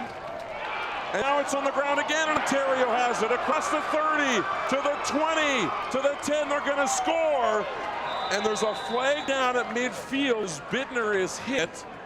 And he was taken down, and he was trying to throw that ball away or at least make something happen on a bit of a hatchet play, ends up putting the ball on the ground. Well, Bittner's got to be smarter than that. You know, if it goes behind you, that's live ball, and that's exactly what led to that whole situation, if you will call it that, and it's tough to call. It's almost one of those ones that at the play stand, you want to go back and look at, you know, how they typically have the line-by-line play-by-play. As we are to take a look and cue the Benny Hill music here first. Is Bittner, he's going to drop back. He looks to make something happen, but throws it backwards. That's a live ball as it's picked up now by Ontario, fouled by Ontario. Then it's picked up by Saskatchewan's Lewis, and then Lewis loses it, and Ontario picks it up and runs it back. As they just made the announcement here in the stands that the touchdown is going to stand, as a holding call was the original flag. There was an unnecessary roughness in there too, but Ontario is going to open up the big lead of this football game so far. And that's Sawyer Bittner trying to do too much as a quarterback. You dump that ball off, you throw it as hard as you can to the sidelines over top of your receiver. Or you just eat it. Or you just eat it. If he eats it there, second and a whole bunch, but good field position. Instead, he tries to make something out of nothing. And again, this is a mistake that a lot of young quarterbacks make, thinking you have to make something out of nothing. I'm sure the discussion during the first half was probably, Sawyer, you got to get going here, buddy. Probably heard that from his coaches, took that dart, tried to do a little too much, and now Ontario with the fumble recovery touchdown. And then Saskatchewan gets the ball back, and I believe it was Getzlaff, and it's back on the ground again. Well, it was Allen, actually. It was the big running back who was in there to protect Bittner, and Lewis, the big running back from Bishop Mahoney, and Lewis went to go get the ball and fumbled it again. Again, young players will try to do a little bit too much from time to time. South on Ontario's side too, was the initial man who picked the fumble, couldn't hold on. Lewis got it. Lewis couldn't hold on. We got to take a second look at this. So much happened in that little bit. As we discussed here, Darren, Bittner here. He drops back, nobody open. Lewis loses contain. There's the flag. He tries to throw it to Lewis, who wasn't prepared. Ontario goes to run with it, drops it. Lewis now, he tries to make some yardage. He loses it, and now it's Ontario that finally picks it up, make sure they have it, and a long touchdown recovery by Ben Cross, the defense back. And I can tell you, that's a back and forth play. There's 3 different fumbles on that play, and start on Ben Cross to pick that up, running it for the touchdown.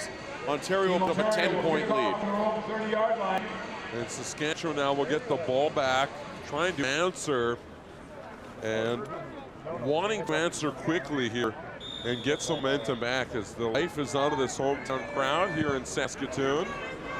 And this ball will be collected and brought up to the 35, up across the 40, to the 45, to the 50, and a good return by Dryden Kolesnikov, the running back of Campbell in Regina. Love that return by Kolesnikov. That is exactly what Saskatchewan needed here, was a big return. They need to get some momentum going after that disastrous play that led to the full return touchdown. I loved the way that Kolesnikov, he comes all the way across the field here. He starts on the left side, sees a block set up to his right, and he's smart enough. Beats a man there on the edge. It's Getzlaff with a block there, and he's brought down. Maybe a bit of a high tackle there that went unnoticed, but Kolesnikov thankfully able to get up and get right back into the play. Starting field position, the handoff is to Jamal Hooker. He's up across midfield, and it was Kolesnikov who started first game for Saskatchewan against Manitoba, and Jamal Hooker was not pleased. He wanted touches. Kolesnikov had a little trouble with the ball, putting it on the ground a few times. And Hooker, Kolesnikov wanted action, and he was kind of upset when he was not getting touches. I wonder if Kolesnikov with that run showed that he wants some touches, and I wonder if he'll get any in the second half. Well, it'll be interesting to see. I still think Kolesnikov had an issue with ball security during that first game. And there's a completion to Bellick up across the 45-yard line of Ontario for a first down. And that's the connection that needs to get going. Bellick's got almost 300 yards in the 2 games leading up to this one. That's receiving yards, and he's got to get going. He's got to get back to that connection that him and Sawyer Bittner have had all tournament long, and maybe that's the first step in getting it here. It's a good job there as Bellick starts out wide, comes back across the middle, makes the grab there, and able to break through some of that Ontario defense and gain positive yardage for first down. That brings up first down for Saskatchewan with Hooker, the lone back in the backfield on play action. Now in the middle, it is Bellick up to the 30-yard line, and down to the 27 for another Saskatchewan first down. Bellick only had 1 catch for 3 yards in the entire first half, Darren. He's already well past that here on this drive. That Bittner to Bellick combination has got to get going if Saskatchewan wants to get back in this game and come from behind and beat Ontario. Like I said, they came from behind to beat Alberta in the semifinal. This is not foreign territory for them. First down from the Ontario 28-yard line. 5 receivers out and Hooker in the backfield. This time on play action again. Rolling is Bittner. Looking.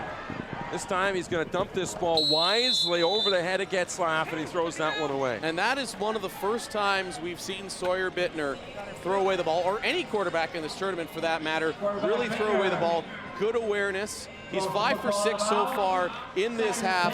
The incompletion coming there, but he's been real good so far as he tries to get back into this football game after a mediocre first half. And Bittner here, real good awareness, sees he's got nothing open and just dumps it away. But one thing Bittner does so well is throw on the run. I think a lot of quarterbacks, they want to make that pass because they want to show the coaches and the scouts what they have. But they also are showing something when they throw it away. As Bittner now across the middle, that pass complete.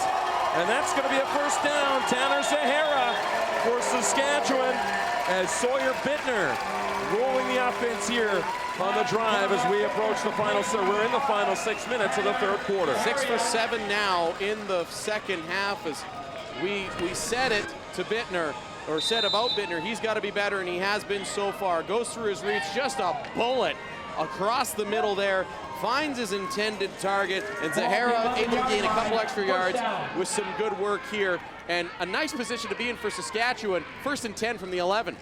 Now on play action, Bellick up to the 10 and down to the 4-yard line as there was pressure up the middle as Ontario brought the blitz from the extra linebacker. Cade Bellick has got going in this second half, and that's a good thing for Saskatchewan as they look to come back in this football game. Bellick's got 3 catches on this drive as it looks like Saskatchewan's going to bring in some of their big boys here along the line as we see Adam Lewis check in for Saskatchewan, and they can still get a first down here, Darren. They don't necessarily have to go to the end zone here. Saskatchewan threatening from the 4-yard line, trailing by 10 in the gold medal game of the Football Canada Cup. The Ontario defense looking for a stand. Bittner across the middle for Bellick. Touchdown, Saskatchewan. Bellick was huge on that drive. He got open. Bittner found him after a rough first half. Those two started making the magic, started making some good football, and a nice drive there by Saskatchewan to respond after Ontario went up by 10. They're right back in this game, and I really like the way Cade Bellick and Sawyer Bittner have both bounced back in this third drive of the second half. Chris Calcutt on for the extra point to make it a 3-point Ontario lead after the mistake by Sawyer Bittner led to a touchdown from the Ontario defense. Bittner adds with a long touchdown drive capped off by this play. And Bittner looking for Bellick the whole way. A nice quick pass. Bellick got open. There was a ton of defensive backs there for Ontario, but Bellick able to just get underneath, be sneaky there. And as I like to say a time or two, Darren, he went out and totally redeemed himself. Well, Bittner thread the needle there. Bellick, the 6-foot-tall, 165-pound receiver from the Boldest in Regina. The hero here so far with a touchdown grab, making it a 3-point game. Andre Lalonde down on the sidelines. Andre, what's the mood right now? The Saskatchewan sidelines. It almost must seem bipolar from the fumble touchdown to the reception there by Bellick. Yeah, emotions have been up and down here on the sidelines, and you know, after that last drive by Bittner, I mean, things have definitely changed for the Team Sask on the sidelines here, and they're definitely way more excited than they were a couple minutes ago. What are you seeing out of Bittner's body language? He looked a little dejected at the end of that first half, knowing he was struggling a bit. What are you seeing from him now? Right now, I mean, even after this touchdown, he looks calm and cool, and looks real focused. Ball bounces down to the 2-yard line. And Ontario will take this up to the 14-yard line on the return. That was Stanley on the kickoff return as the ball was up to the Ontario 50-yard line thanks to a couple of penalties from Ontario, and now they'll get back on the field, and Govea will try and engineer a drive of his own. And Ontario just shooting themselves in the foot again with their discipline issues. They did it against Quebec, 26 penalties against Quebec. I talked to some of the guys in the officiating crew about that after the game, and they said, you know what? It's all a lack of discipline. It was a lot of yappiness and something that can be controlled, and I hope they do it because I don't want to see this game come down to penalties. Now, the handoff to the 14 of the defense for Saskatchewan stands tall. And that was a nice run there by Kevin John trying to get the ball into his hands on the wide receiver reverse, but we're going to see here a great play by Nicholas Daly as he's not fooled at all by John coming off the edge. You watch Daly, originally he was blocked, came off his block, and came in for a nice tackle there and shut down the receiver, Kevin John, on the reverse. John with a small gain of 3 yards there, though. Peyton Hall was there on contain, forcing John back up to the middle of the field where Daly was waiting and licking his chops. Now in the shotgun for 2nd and long. Govea going up to the middle of the field, and is it picked off? Nearly picked off. And they're going to say incomplete is in coverage. Chris Boris, the linebacker from Leopoldus in Regina. It'll bring up 3rd and 8 for Saskatchewan, as that was nearly picked off. A really nice play here, as you're going to see it by Boris. He comes up, makes the play, leaves his receiver the right time, and yeah, you could see off his hands and onto the turf. Does a good job of trying to sell it. You got it. I mean, he nearly had it, but either way, Saskatchewan is going to have some great field position here as the Saskatchewan wind is starting to gust up in favor of the hometown boys, especially with Simonek, the great kicker for Ontario back there. Yeah, just over 3 minutes left here in the 3rd quarter. It's a high kick. It'll be taken by Scheinbein just inside midfield and down to the Ontario 50-yard line. And Sawyer Bittner in the Saskatchewan offense will come back onto the field after Bittner, the Moose Jaw pivot, engineered a long touchdown drive. Christian Dennis with a special team tackle there. The Hamilton Hurricanes, his hometown is Ancaster, Ontario. For Ontario there on the play, and that was a key tackle because it really looked like Scheinbein had some daylight in front of him, and a good job there by Dennis to make the adjustment, grab Scheinbein by the ankles there, and make sure that he's not running one off right back to the end zone. Pretty quiet on the Ontario sideline right now. Saskatchewan with the ball. It is Hooker working up across the 45-yard line, and that's where he'll be stopped. Looks to be a gain of close to 5 yards here on 1st down. And believe it or not, if it is 5, that'll be Hooker's longest gain so far of this football game. His long gain in the 1st half was only 4 yards, and that's allowed Ontario to key in on the pass a little bit more, which why they had such a good 1st half. But now you're starting to see Saskatchewan's ability to mix it up here, keeping Ontario guessing, although they do come out with several defensive backs again. Look at Bittner there in the 2nd half. He's been a new man, 7 for 8 after going just 6 for 12, and he's looking to pass again. Flush from the pocket, flags fly. It's going to be against Saskatchewan. Bittner is going to get back to the line of scrimmage, maybe an extra yard, as he is clipped up from behind by the defensive lineman Carter Wilson out of Empire, Ontario. And I believe this is going to be a holding call against Saskatchewan, so the defense will have a decision. I imagine the defense might let them try that again here. As you watch Bittner, the penalty is declined. As you watch Bittner here, trying to make something here. He did a good job with his legs in the semifinal, but just about a half step too slow there. As you saw in the back of your picture there, you did see the hold, but they are going to take the loss and bring up 3rd down here as the penalties decline. The kicking team will come on here for Saskatchewan. Eric Despins on to punt from his own 46-yard line. It's a good punt as he tries to angle this out of bounds. It takes a kick inbound, or a bounce inbounds, and taken at the 10. Trying to find the wide side of the field is Alonzo Ade, and he's got some room out there. And he'll be taken down at the 20-yard line as a flag flies at the end of this play. This might come back a little bit. We'll wait on the call from the referee, Ryan Elder. Ade had a chance to get that edge and be gone, as a little bit of discombobulation there, as although it looked like it was a good Saskatchewan bounce, caused the return team or the cover team to, we're going to see a call for an illegal block. A block in the back that will back Ontario up here. Is another penalty here to Ontario, is another mental mistake plagues that team, but Ade was nearly gone as he had about 1 or 2 guys to beat on that right edge, and he was almost looking for Pater. That would have been a long run with nobody back there to stop him. Minute 47 to play here in the third quarter. Ontario with the 3-point lead, and they'll scrimmage from deep in their own end here. It is the gold medal game as we look at Gouvea's stats in the first 2 halves. He wasn't spectacular either, throwing the interception in the first half, and so far just attempting 1 pass as Ontario continues to go run heavy here, and that is where the number will stay.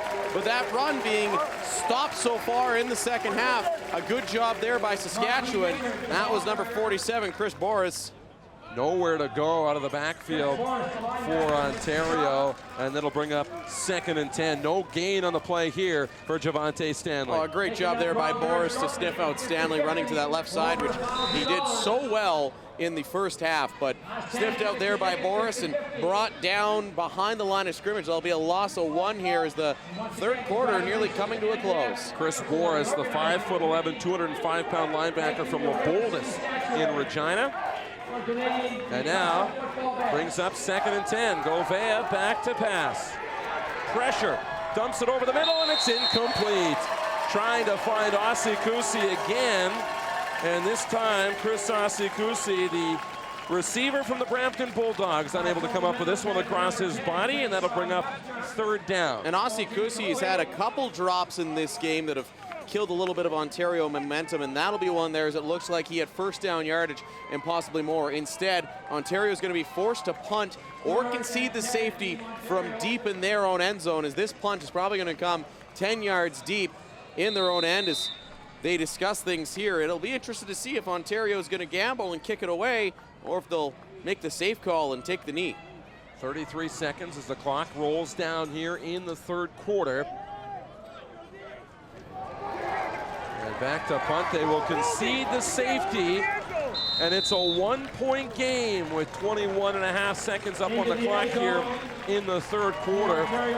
As we go down to Andre Lalonde on the sidelines. And Andre, what's changed for both of these teams here in the third quarter? I mean, Saskatchewan, ever since that long drive led by Carson Pittner, they've been a different team. In Ontario, they've starting to struggle on offense a little bit for the first time in this game. 21.5 seconds, John, here as we get set for Saskatchewan to get the ball back in the third quarter. Just a little bit of time left with the wind. How much is that going to play a factor here in the fourth quarter? Well, it seems as though the wind is kind of dying down, and you've got several kids here with really big, really powerful legs so far. Obviously, you're going to want whatever wind advantage you can get, especially in a tight football game here, but a nice benefit for Saskatchewan is that as the night draws near, there's less wind. And I think, that's not going to be such a huge disadvantage as it was, say, in our bronze medal game where it was the game's story. Well, we really saw it here in the third quarter as it seemed like Ontario had all of their offensive possessions from deep in their own zone, led to a Saskatchewan touchdown and a safety. 9 points in that third quarter is now picked up by Kolesnikov. Up to the 30, he's going to try and take it to the outside. And now he's going to be taken down at the 33-yard line. And that's where the Saskatchewan offense comes back out onto the field with 12 seconds left here in the third quarter. And I want to go back to the recently conceded safety by Semenek. The way he was gesturing to the sidelines, I think they were going to kick that away. But obviously the low snap at his feet, smart heads-up play by the young man to just back it up, take the 2 as Saskatchewan was bearing down with pressure. So Saskatchewan now with the ball, good field position as this might be the last play of the third quarter. Should be the final play of the third quarter, and it's a handoff to Jamal Hooker, spinning up across the 35 to it looks like the 37-yard line, and that is indeed the end of the third quarter as we are on the beautiful campus of the University of Saskatchewan here at Griffith Stadium in Saskatoon as the sun starting to set. The lights are out here at Potash Corp Park, and Ontario a slim 1-point lead over Saskatchewan after 3 quarters of play. Darren DuPont, John Fraser with you, along with Andre Lalonde on the sidelines, and we're set for a big conclusion to what's been a great Football Canada Cup. Well, as the week has gone on, the games have gotten closer and more competitive, and that's a perfect example here tonight. Two great teams going head-to-head right now. Ontario with that 1-point advantage as we enter the third quarter here, but Saskatchewan maybe getting the home crowd behind them as the night draws near, and might be go time here for Sawyer Bittner, who's had a great second half. Bittner finds Getzlaff up across the 40 to the 43-yard line. He'll be close to converting on second down, and I believe he'll be, well, it'll depend on the spot here. Looks to be about a yard short of the first down. If you look at the hand signals from Zahara, he's signaling about a yard here. If I'm Saskatchewan, I'm calling for a measure, but it does look more like, it's more like 2 yards, maybe a long yard and a half here. Just trying to see where they've spotted this. They haven't moved up the down marker. They will do that now. Yeah, it looks to be a long yard. And it's going to be too far and in their own territory as Despins is going to kick this away. I don't like this. Saskatchewan's got a good job so far. They're kicking into the wind. They've done a good job getting good push off the offensive line. You got to trust your charges to be able to get a yard here. Despins the kick away. It's going to bounce and roll to the 27-yard line. That'll be picked up by a dive. And today he'll cross the 35, and that's where he'll be swarmed and tackled by the special teams of Saskatchewan, led by Davin Williamson, the linebacker from Regina. We go down to Andre Lalonde, and Andre, was there any conversation down there about going for it on 3rd and 1, or did the coaches make up their mind fairly early? They didn't seem hesitant at all in making that call, which was a little bit surprising. It was only about a half a yard, but I mean, at this point in the game, they just want to make the safe call, and you know, they're going to trust their defense. It'll bring up the Ontario offense now. And Kyle, sorry, it won't be Kyle Govea. Kevin John in behind center at quarterback, with 2 in the backfield, including Richards and Stanley. And the quarterback, John, will keep it himself on the option. He gets to the outside across midfield, and he's going to be taken out of bounds at the Saskatchewan 44-yard line. You can tell John, that's almost a bit of a wildcat formation, as they do have John listed as a receiver. Obviously, we don't have advanced scouts telling us how much he plays quarterback, but you can tell here, it almost looks like that wildcat look. He's got 3 guys in motion here, and he decides to keep it himself. The triple option, if you will, and now they're back into Saskatchewan territory after the nice run there by John, who to me, he was keeping that the whole way. Well, John is 2 for 4 as a quarterback in this tournament, coming in with 40 yards and a touchdown pass. He's got 2 carries tonight for the 35 yards there. And now drops back, and he'll take off himself. A different look from the Ontario offense as he gets down to the 43 or 44-yard line on first down. That's a good gain of what looks to be 6 or 7 yards, about 6 yards. Obviously, John, we don't know how much he throws the ball. Obviously, at this level, he's an athlete. He can probably throw it deep. But to me, when John's in there, the first priority is run. Fake lots of runs there. You know, it almost brings in, when your quarterback is essentially your running back, brings in a de facto extra blocker, as you've got extra men that are able to jump up to the line and do some blocking. As John once again now hands it off. Now Stanley, flag on the play down to the 25-yard line. He'll have the first down, but a flag on the play may bring this back. And we'll get the call from the official, Ryan Elder.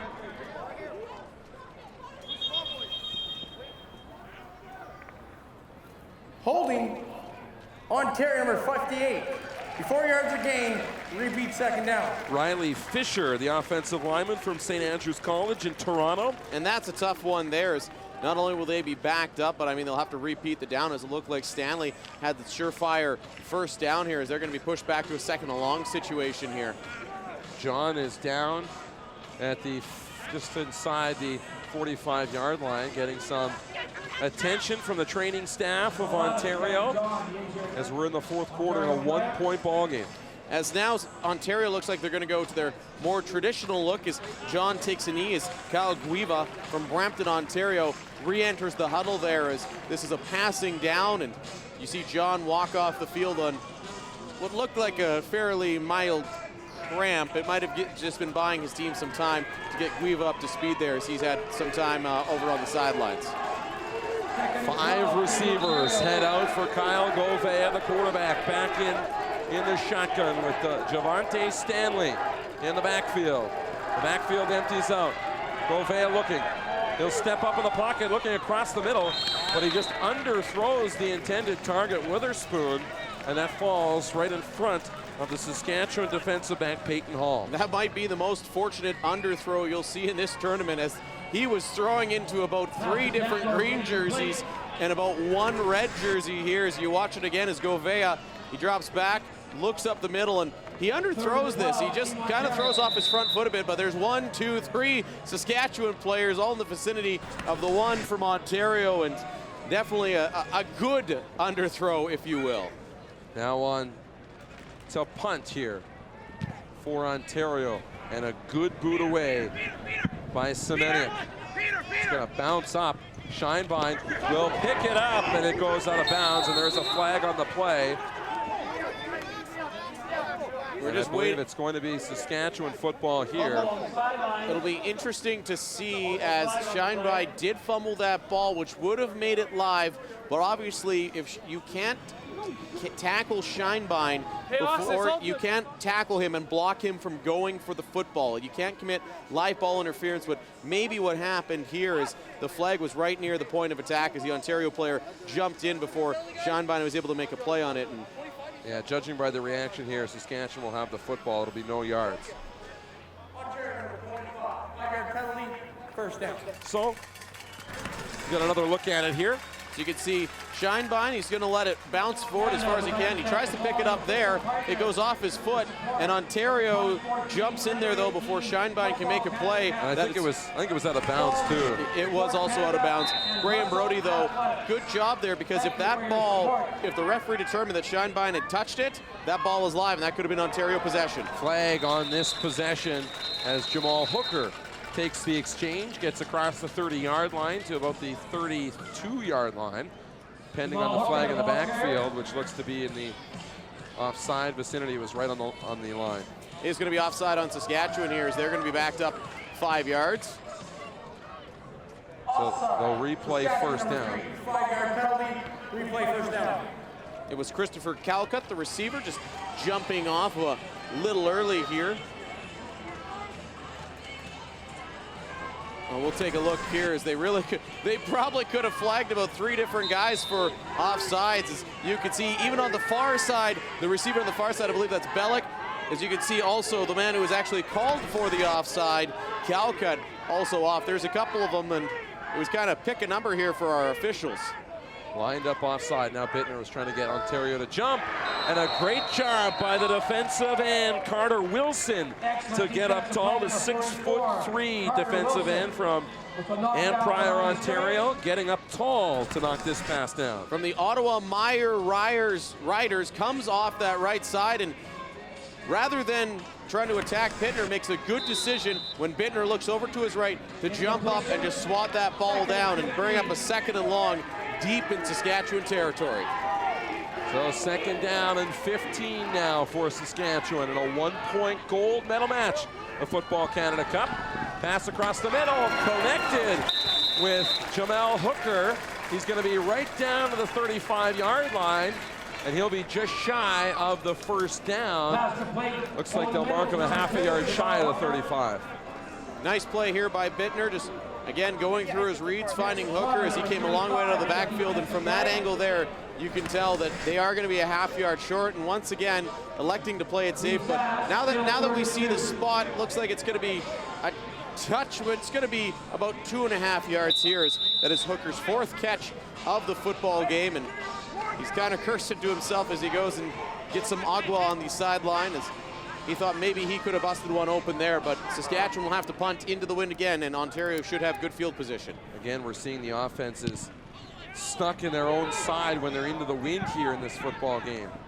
As now, it's going to be picked up and returned up right to the midfield stripe.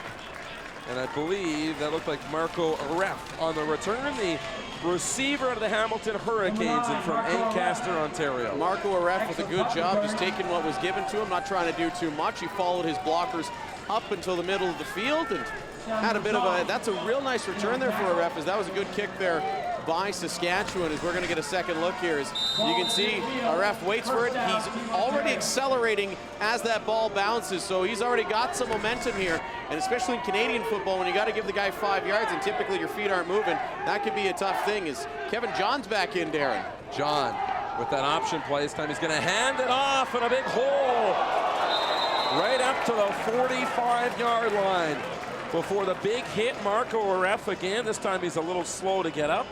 And that was great yardage on first down for Ontario. And you can see why Marco Aref was a little slow getting up, as that was a big hit as he was lifted about 6 feet in the air and slammed down. Good job there by Saskatchewan, though, as you might see, especially young guys, go for that big highlight reel play, throw a guy down. I like what he does here, just brings him to the ground, doesn't do the body slam, and avoids the unnecessary roughness penalty. Chris Boris in on the tackle for Saskatchewan, as Ontario sends 5 receivers out with Javante Stanley in the backfield.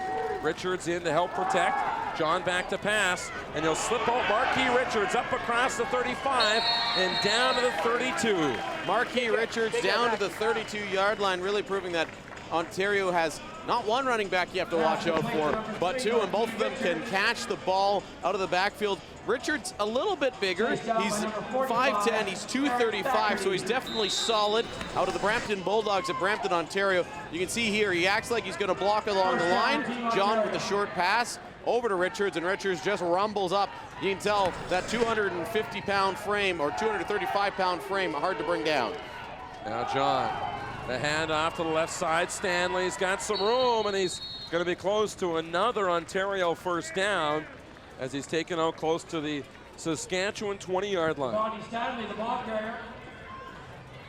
We've got good news from our earlier game. We just received word from our guys in the truck. There was a scary incident, if you remember, in the Saskatchewan-Quebec game, where we saw number 60, Vaso Carbillo, went down with what looked like a serious neck injury. He was taken off by paramedics in the game previous to this. Does not have a fracture. He will be okay. So that's awesome for the Carbillo family. I just feel great, because I was really worried about that kid when he went down. That's always good news. I know everybody here was worried. Now John holds on the option plays across the 15 to the 10, and he'll be taken down around the 7-yard line of Saskatchewan, and Saskatchewan having trouble now with that look out of the backfield. They are having some issues with Kevin John, with John, as we're going to have to watch them again here as he makes the move to the outside, and John now gaining some significant yardage here again, and another first down. This will bring up 1st and goal here, as John in at quarterback gives this team a whole new look. Almost a triple-headed running attack between the other 2 gentlemen in that backfield, in Richards and Stanley. And we're gonna have to see what they do. The whole playbook's open here for them at 1st and goal. Richards and Stanley in the backfield here for Ontario. They'll empty out. Flags fly. John to the end zone, and it's broken up. Great job in the end zone from Saskatchewan. And that was the defensive back, Polis Coco, in on the coverage, but a flag flying right on the line of scrimmage as the ball was snapped. The much shorter Polis Coco, I have a hard time saying the name, but I do love it. As we see the holding call in Ontario, looks like they are going to back him up as he goes up against the much taller Chris Osikusi and breaks it up. But I mean, it's all going to be a moot point here, as they are going to back it up on the holding call, or I think we might have a discussion to the coaching staff here. Less than Ontario number 18, 5-yard penalty. Repeat first down. Well, no wonder he was open. He was offside. Less than 6 minutes to play here in the 4th quarter, as Ontario with a 1-point lead over Saskatchewan. We're going to have a new champion at the Football Canada Cup, as 3-time defending champions from Quebec took home the bronze medal earlier this afternoon. Ontario threatening to add to their lead that they hold here in the 4th quarter. Snap on the ground picked up by John. Quick hard pass, that's completed, and a hard hit right down to the 1-yard line, the completion of Caden Jesperson. I love what Kevin John is doing with the football right now. He came into this game as mostly a running style quarterback, but you watch this throw here. The kid's an athlete, just a gun in there, as Ontario now knocking on the doorstep at the Saskatchewan goal line here. Threatening to add to their 1-point lead with less than 5 minutes to play. Second down here, they've got it. They had it marked as first down on the score clock for a moment. 2nd and goal. Full backfield with 3. Handoff to the second man through, and he's in for a touchdown. It's Marquis Richards, and Ontario Ontario has stretched the lead to 7 with the extra point still to come. Well, with Ontario's run game, like I said, having so many aspects to it, John can keep it and run. John can bump it outside. You've got Stanley you got to worry about. Now you got Richards, who's established his presence in this game. You know Ontario's going to run for the 1-yard line, but who is it? And Saskatchewan guessed wrong. That leads to a touchdown for the Ontario team here. And with the convert, they'll be up 8. Extra point still to come here from Semeniuk. Extra point is up, and it's through, and we'll take one more look at the touchdown run. And you can see it right along the goal line. Ontario gets that good push. John waits for the first wave of Saskatchewan defenders to kind of pass, get tied up by his offensive line, and gives it over to Richards, and Richards able to get into the end zone after a good first push by Ontario. Let's go down to Andre Lalonde on the Saskatchewan sideline, and Andre, it's a long offensive drive there from Ontario. The offense for Saskatchewan's been on that sideline for a while. Yeah, they have been, and it was a really impressive drive led by Kevin John and the Ontario offense. But now the Saskatchewan offense needs to respond, and we'll see how that transpires here. What does Saskatchewan need to do to limit John, as he is such a threat with both his legs and his arm? I mean, they just got to keep contained. I mean, it's tough when you got a quarterback like that in there. You got to worry about we saw how he could throw. He threw a gun in there for a nice completion, but an athlete like that, you just got to try and contain him as best you can. Scheinbein and Kolesnikov back to return. It'll be Kolesnikov inside his own 5-yard line. Picking it up right at the 5. And now he'll take off. He found a hole up the middle.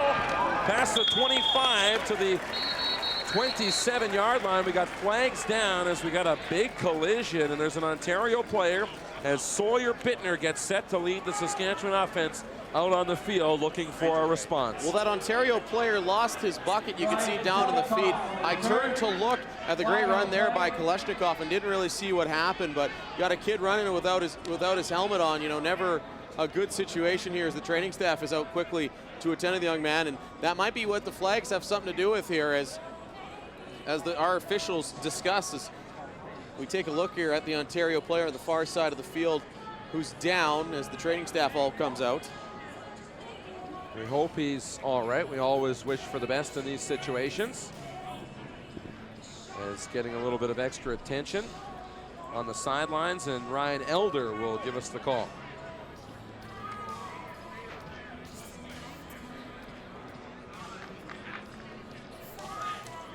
Rough play. Saskatchewan, number 47, hitting the defenseless guy without a helmet. 25-yard game ejection. First down, Saskatchewan. So Chris Boris takes a game ejection for this play. We're going to try and see it here. He's at the top of your screen. He's at the top of your screen without a helmet, and he takes him down there, something he did not have to do. He was so far out of the play and defenseless as he had lost his helmet, as Austin Wetton lost his bucket on the special teams play there. This is going to be a big loss here. Chris Boris, the linebacker from Regina, as you see Wetton get back to his feet. That's a hard hit to take, especially with no helmet on, and you got to know that. You got to stay disciplined, and Boris didn't. He's done for the game, backed his team up 25 yards after a great play by Kolesnikov. To see our officials having a debate with the Saskatchewan coaches as they may not agree, but we've seen the replay there. A great job, the guys at the truck, getting us that replay. So Boris, who we've heard a lot from, he's made some noise in the Saskatchewan defense. He's not going to be pleased as he heads off to the locker room, but you're right, John, that was a hit that didn't have to happen. Oh no, you could have just tied him up. He had him wrapped up. It was the extra push. And he didn't have to finish that to the ground. No, and he finished it to the ground, and not only, it wasn't a push, it was he finished it to the ground, he grabbed on and he drove with his legs. He really wanted to take him down to the ground. You know, I could see it getting away with it as we watch, as the graphic comes up. Yeah, Chris Boris ejected from the game. A push, maybe something incidental, maybe you're finishing something, okay. But when you drive a guy to the ground with your lower body, you know it's intentional here, and he put his team in a lot of trouble. Well, you saw Kyle Stroder, the Saskatchewan head coach, and the assistant, as well as Bellick catches a big pass across the Saskatchewan 40-yard line. And he gets behind the coverage and behind the Ontario defensive back, Mitch Wheeler. And we'll see this again from Bellick as Sawyer Bittner airs it out. Bittner, everybody thought they were running. Ontario had their run defense in, and Bittner airs it out for Bellick, a combination that's brought Saskatchewan some life here in this second half, and he's done a great job as that's his 5th catch of the game. He's got 74 yards and a touchdown. And as he's woken up in the second half along with Sawyer Bittner, the quarterback. Yeah, they really have in the second half, but that's the first big play we've seen by either offense into the wind here in the second half, and Bittner's going to have more of that with 3.5 minutes to go in the fourth quarter, down by 8. Well, I know you've got your weather app handy there, Darren DuPont, but I can tell you, just to me, I've been up here for a good chunk of the day. I've been out in the wind earlier today. It really seems to have died down here, and I don't think it's going to be a big factor here. Saskatchewan looks to drive to tie this game up. Finds Getzlaff and a good hard hit across the middle. He's across the 50-yard line, and Getzlaff should have enough for another Saskatchewan first down. Taken down on the play by, I think it was Deshaun Stevens, the linebacker for Ontario. Deshaun Stevens or Christian Dennis is one of those two. Those Ontario jersey numbers can be a little bit tricky to pick up here from the booth, and that does look like Dennis, who took him down on a good hard hit with the shoulder, just reminding the receiver that, hey, I'm here, you got to watch out for me, as we've got the official Darren DuPont weather update. Well, the temperature has dropped from 21 degrees at kickoff to 18 as there's a pass that's dropped by Jamal Hooker on first down. The wind has dropped a little bit. You're right on that one, from 24 kilometers per hour down to 16 now here in the fourth quarter as it starts to get a little bit cooler and the sun starts to fade back a little bit more as the lights are on here at Griffith Stadium in Saskatoon. I like what Deshaun Stevens just did there. The drop ball by Hooker, Stevens had him lined up right down Main Street. He could have hit him, and he held up. He took a step off, gave Hooker the shove, and a good job of being disciplined there by Stevens. 6 receivers head out, and it's Bellick up across midfield to the 51-yard line of Ontario, and this will bring up a decision here for Saskatchewan. Third down, and it looks like 3 yards from their 51-yard line with less than 3 minutes to play in this fourth quarter. I go for it if I'm Saskatchewan. It's go time now, and it looks like that's exactly what they're going to do. I think that's a good call on all points. Give me a wave down there if you agree, Andre. It's a good call. Going for it. I think Andre agrees with us down there. And all three of us thinking this is a good decision at this point of the game as we close, as the gold medal game nearly coming to a close. Now the ball's on the ground, and Ontario appears to have the football. They do. A good bobble on the exchange by Bittner and Hooker, and it's on the ground. A good decision and poor execution there. I still like the decision to go for it. You're at midfield. You're into some wind, and we're going to take a second look here as Bittner in the gun, just trying to run that option with Hooker, and Ontario coming with the blitz, are already in the backfield. So we get another look at it here. See, Ontario brings the blitz, so they've got men in the backfield, and Bittner drops the ball, and Ontario is able to recover. Still, if the defense can hold, Saskatchewan will still have a chance. Now Javante Stanley, a big run up across the Saskatchewan 40 and taken out of bounds. It was Carter Wilson, the defensive end, on the fumble recovery for Ontario. Ovi Akpanai was there as well, coming off the end as there's a flag down in this run by Stanley. And they do such a good job of hiding which direction they're going. I was looking at Kevin John thinking he had the ball while Stanley had broken into the outside already for a big gain, and that's going to be the story of this game so far as Ontario's done such a good job of running the ball, but take a holding call here that'll back them up to 1st and 20. Saskatchewan needs this ball back with 2:24 to play in the fourth quarter, but Ontario, that rushing attack hasn't slowed down in this football game. It is the gold medal game, and a near capacity crowd at Griffith Stadium in Saskatoon getting set for a great finish here. Trying to cheer on the hometown team from Saskatchewan, down 8 points. The pass picked up and completed by Stanley, but he was down, and once you drop that knee down, the whistle goes, and that'll bring up 2nd down and long. You look to pick up maybe a couple of yards, if anything, on that 1st down and 20. Now, as you watch the play again here, as Kevin John goes for the short pass, It's just out of your screen as you watch that ball hit the turf to Stanley. But Marco Aref was wide open, 30 yards deep on the left-hand side. And although John has a cannon for an arm, he's not a throw-first kind of guy. Now John, quarterback, keeper, and he'll get it near midfield. He'll be short of the original line of scrimmage. And that'll bring up third down, and the special teams unit will come out here for Ontario, and Saskatchewan will get the ball back. A flag back at the 45-yard line here as Kevin John walks by it, who's had Holding, Ontario 63, that flag be declined. Third down. So they decline the penalty, third down, and Saskatchewan should get the ball back here with 2:14 up on the clock. Probably about 2 minutes by the time they return the punt. I want to thank you for joining us all week long here at the Football Canada Cup from Saskatoon, Saskatchewan, on the campus of the University of Saskatchewan here at Griffith Stadium. The other teams here from the Football Canada Cup getting set for the closing ceremonies that we'll have for you here. As Semeniuk getting set to kick the ball back. Ryan Scheinbein to pick it up at his own 18-yard line. He'll turn back and nowhere to go. Swarmed by a great special teams tackle by Deshaun Stevens, the linebacker from the Metro Toronto Wildcats in Toronto, Ontario. And it's going to be a long field here for Sawyer Bittner, who leads the Saskatchewan Green team onto the field, and he's had a good second half. He's had a great second half, minus the fumble on his last drive when they were going for it on third down. Bittner trying to run the option, put it on the ground, and they lost the ball. No damage done, though, as Ontario was held to a 2-and-out, and now Bittner, it's on his shoulders if he wants gold in the Football Canada Cup. It's the 2-minute drill, and that pass knocked down.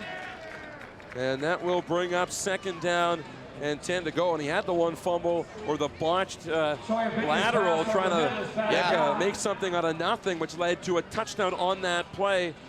A very tough situation, which put potentially the winning points on the board. He hasn't had an interception in this tournament, but he's got two crucial fumbles tonight. And you know what? He's still a young quarterback. He's an extremely talented player. I have a feeling we're going to be seeing him at the CIS level, but ball control might be something he's got to work on.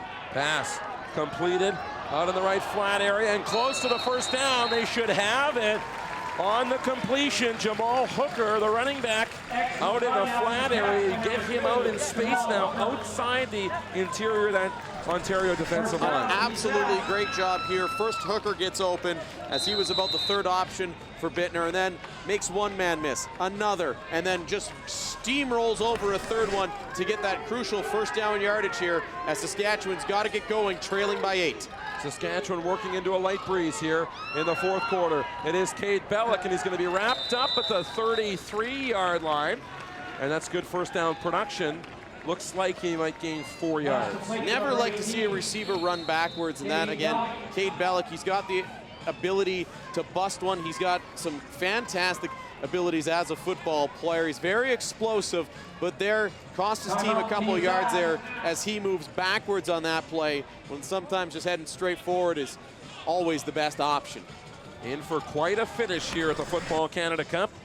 As Bellick here, Bittner, back to Bellick. See right there, he's at the 35-yard line, moves backwards as he tries to do something with it, and he gets knocked back to the 33. This would have been a 2nd and 5. Instead, it brings up 2nd and 7 as Bellick gets moved in reverse.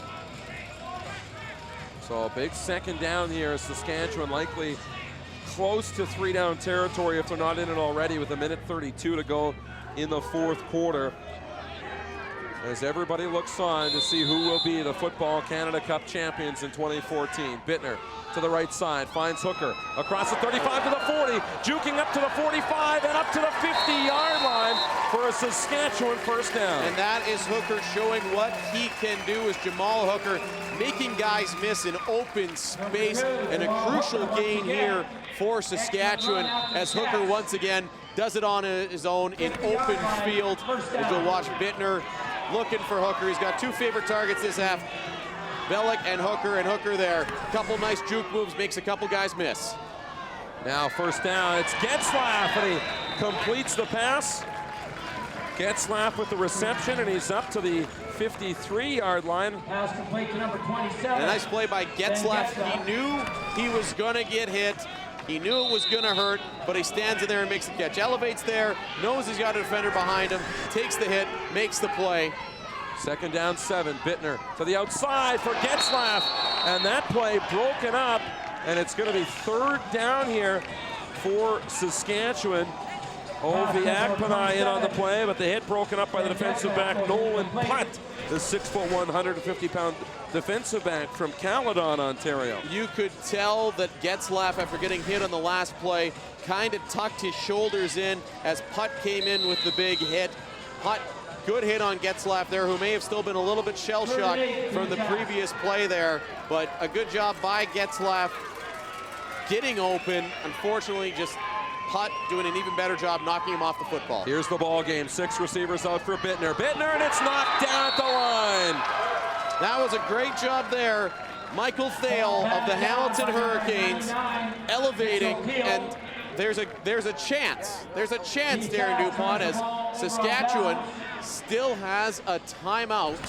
But this defensive line has been elevating their game, knocking down another Bittner pass. Oh, and they're doing a great job. They know when the pass is coming. They know when to stop pressuring. They know when to take that step back and elevate. And they're all tall men. All of them, you look at these defensive linemen, 6'3", 6'4", 6'6", 6'3".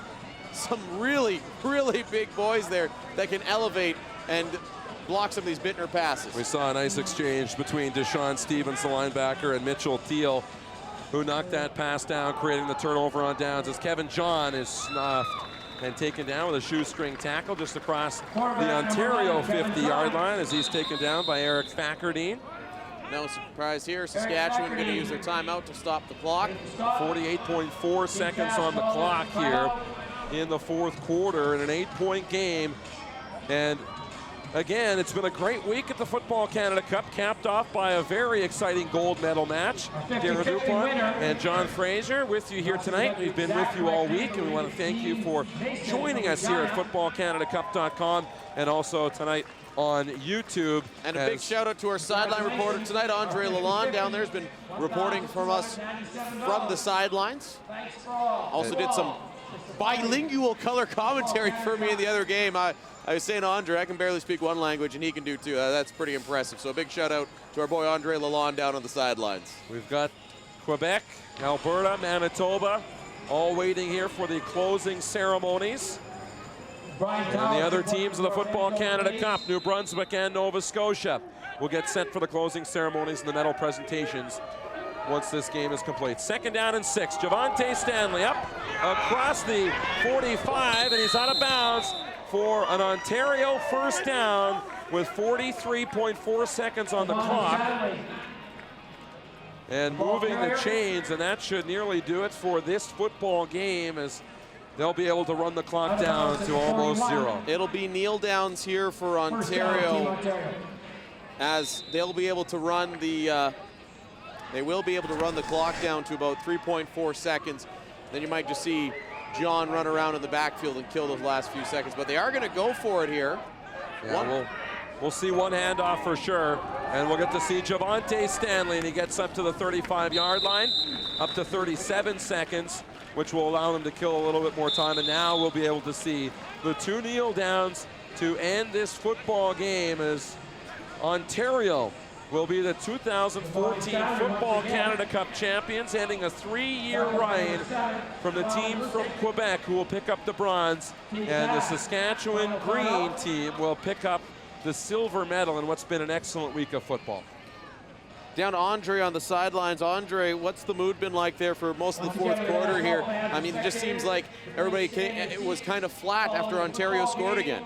Yeah, ever since Ontario scored, it's been pretty quiet here on the sidelines for this latter part of the 4th quarter, and obviously everyone's a little bit dejected at this moment. But it's been a great game, a great effort by both teams. It has been a great effort by both of these teams, John, and I mean, we've been just treated to some excellent football by these young kids. And we mentioned all week that this Football Canada Cup in Saskatoon has been home to many scouts and CIS coaches, and they've seen some great talent. As John takes this one to the outside with flags on the play, he'll take it across the 15 to the 10 and dropped inside the 5-yard line of Saskatchewan with a flag back just outside the original line of scrimmage. Interesting to see what the flag will be here, Darren, as doing our quick math, Ontario may still need to punt the ball away or kick the ball away at some point. I mean, obviously, a field goal would give them the ball.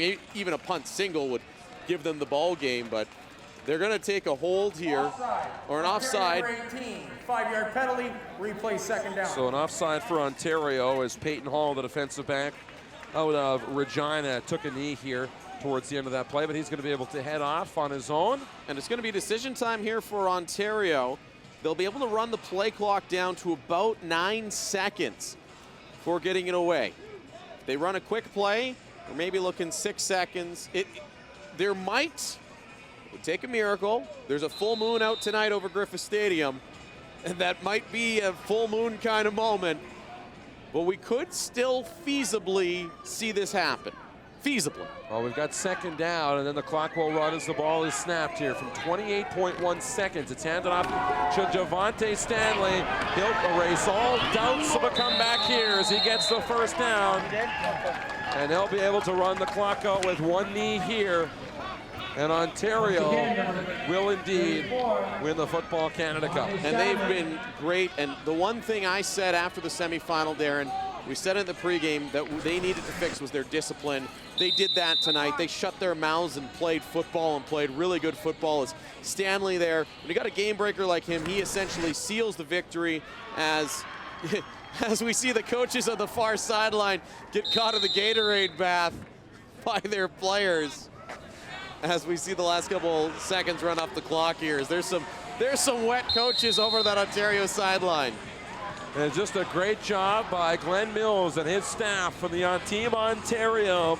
Glenn Mills, Chris Bertoya, Rob Underhill, Bill Brown, Tom Flaxman, Ryan Sheehan, Donovan Carter, and the training staff, Nicole Allen, Josh Pryor, and Tina Turner, the general manager, as Team Ontario, your 2014 Football Canada Cup gold medalists. Hats off to Saskatchewan as a silver medal here for the hometown team.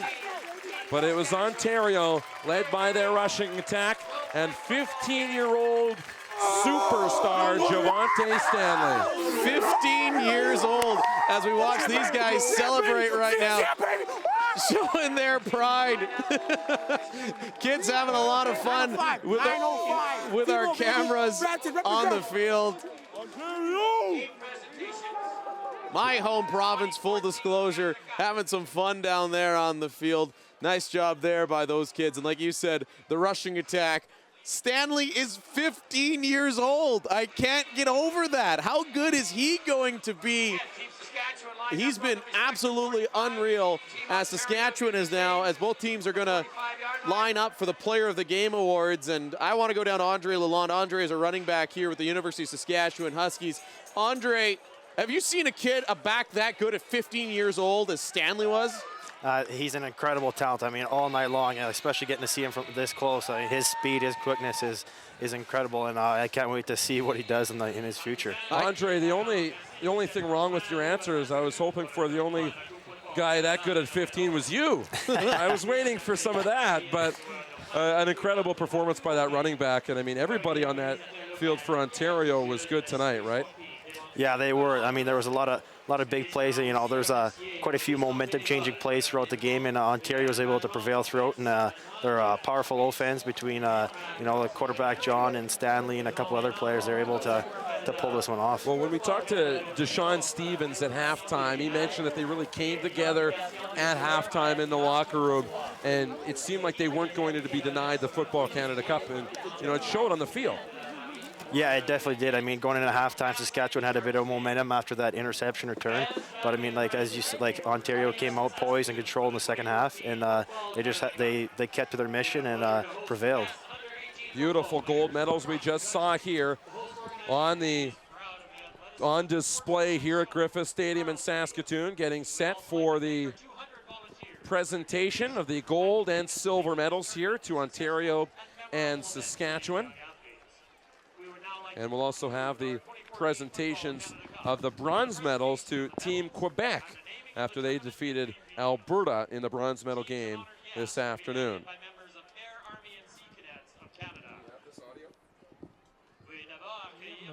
Distingués invités, please welcome first our honored guests. Shannon Donovan, Executive Director, Football Canada. So Shannon Donovan, the Executive Director from Football Canada Kim here. Woodrick, President of Football Saskatchewan. Along with Kim Woodrick, President of Football Saskatchewan. Kathy Sarich, Chair of the 2014 Football Canada Cup Host Organizing Committee. The rest of the dignitaries Jeff here. Yowzy, Executive Director of Football Saskatchewan. Andrea Eccleston, Director of Operations, Host Organizing Committee. And Brian Towers, Head Coach, University of Saskatchewan Huskies.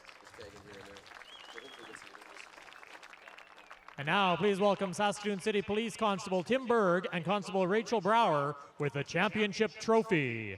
Veuillez accueillir les officiers de la police de Saskatoon, Tim Berg et Rachel Brower, avec la trophée du championnat. And here comes the championship trophy. Which is going to be going to Ontario after just a... I can't say enough good things about how well this team played. They came up big in the big moments. Accueillez les équipes avec les médailles de bronze. L'équipe Québec bronze medal winners, Team Quebec. There's the trophy coming into Griffith Stadium here to center field. Nice round of applause here as they introduce the trophy and our bronze medalist from Quebec who won a hard-fought game. And again, just want to give another shout-out to Vaso Carbillo. He's the lineman. He was hurt. It looked bad. No fracture if you were watching earlier. Carbillo's going to be okay. Just a neck injury as they enter the field from the right of your picture here. You see the Quebec team. Team Alberta. Our fourth place team from Alberta lost to the Saskatchewan Green team in the opening game, and that game was an absolute battle, Darren. Well, and they had a great quarterback that came out and did an absolutely fantastic job really leading his team. Almost completed a comeback in the semifinal against Saskatchewan and almost nearly the same thing against Quebec in the bronze medal game. Oh, it's certainly, and it was Alex Basilis, and he just did a fantastic job throughout the entire tournament. Him and Sawyer Bittner might have been the two, to me, the two best quarterbacks in this entire event. Manitoba lost their opener back on Sunday to this Saskatchewan Green team, the eventual silver medal winning team from Saskatchewan. Then they managed to get through both New Brunswick and the Saskatchewan White team to win the consolation side of the bracket and finish in 5th place. They were basically, there was 5 teams that belonged in the top side of the bracket, and they were one of them. Oh, certainly. Manitoba easily could have been on this side. Here's a nice round of applause for the second Saskatchewan White team. And people might ask, and a real good job by these guys is the two teams from Saskatchewan obviously make this an 18 tournament. The top 40 players in the province were on the field tonight.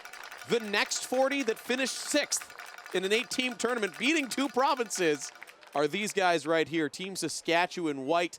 And they're good. These guys, that's a great opportunity for these 40 guys that wouldn't have necessarily made this green team, getting a chance to play high-level football and more exposure for them. And, of course, for the organizers, making an 8-team tournament, allowing us to play full football games. Yeah, that made it important. Nova Scotia came out, and they really showed what they're made of here this morning in the consolation other final, the 7-8th place game. And they really showed. They came out well. They shut out New Brunswick. Their quarterback and Duncan Patterson and also Chris Villardo showed well. And Thomas Hoyt, the receiver, I think was the MVP for this team.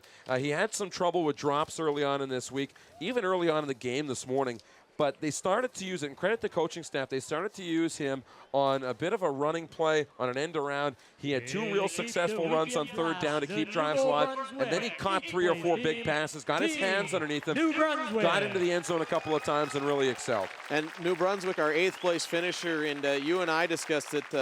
Unfortunately, this New Brunswick team coming a long way to get completely shut out, not scoring a single point in this tournament, and might just be an off year in New Brunswick right now. I know they manufacture great hockey players, and they've had some good football players and some good football programs out in that province, but just maybe an off year here for New Brunswick as they came out, they played hard, but just weren't up to the level of these other 7 teams. So now we'll get the Player of the Game awards, and we'll go down to field level and your public address announcer. Nous allons maintenant nommer les récipiendaires des prix du joueur du match de la grande finale.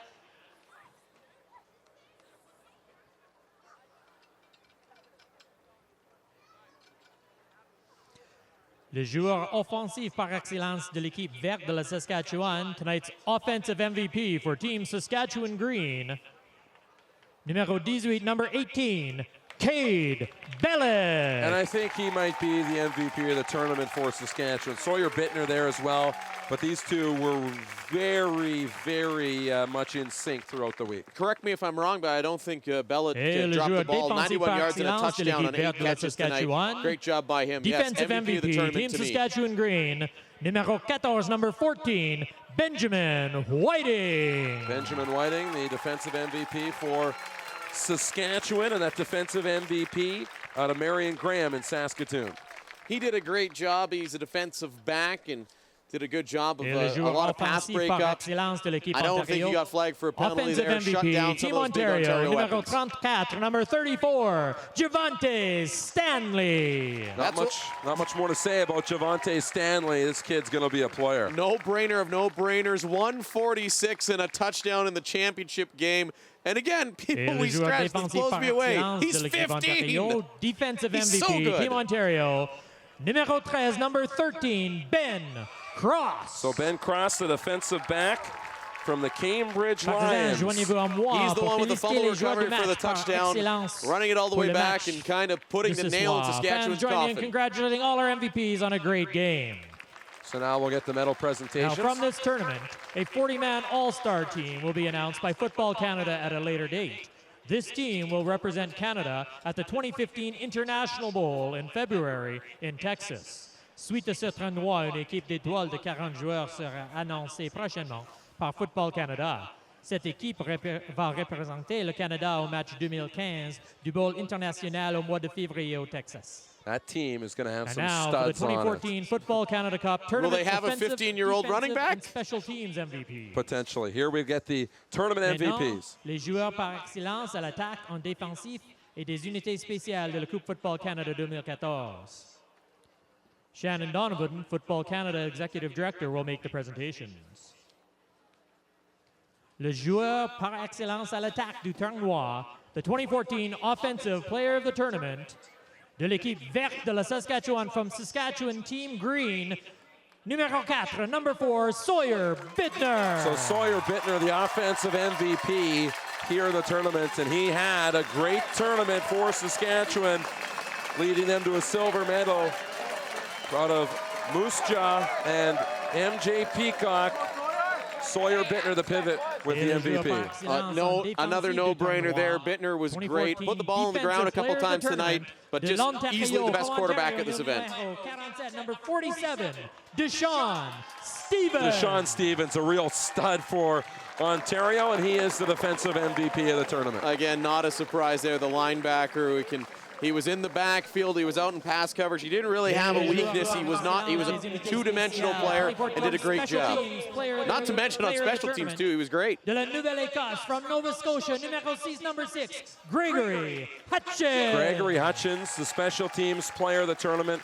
He was punting and kicking for Nova Scotia, handled a few return duties as well, and Nova Scotia really did excel in special teams. And he was really quick running up the field, as he's at about the 25-yard line here. Had to run all the way to midfield to pick up that award, and he'll have a good future as a CIS player for sure, as he gets lots of love from the Ontario team.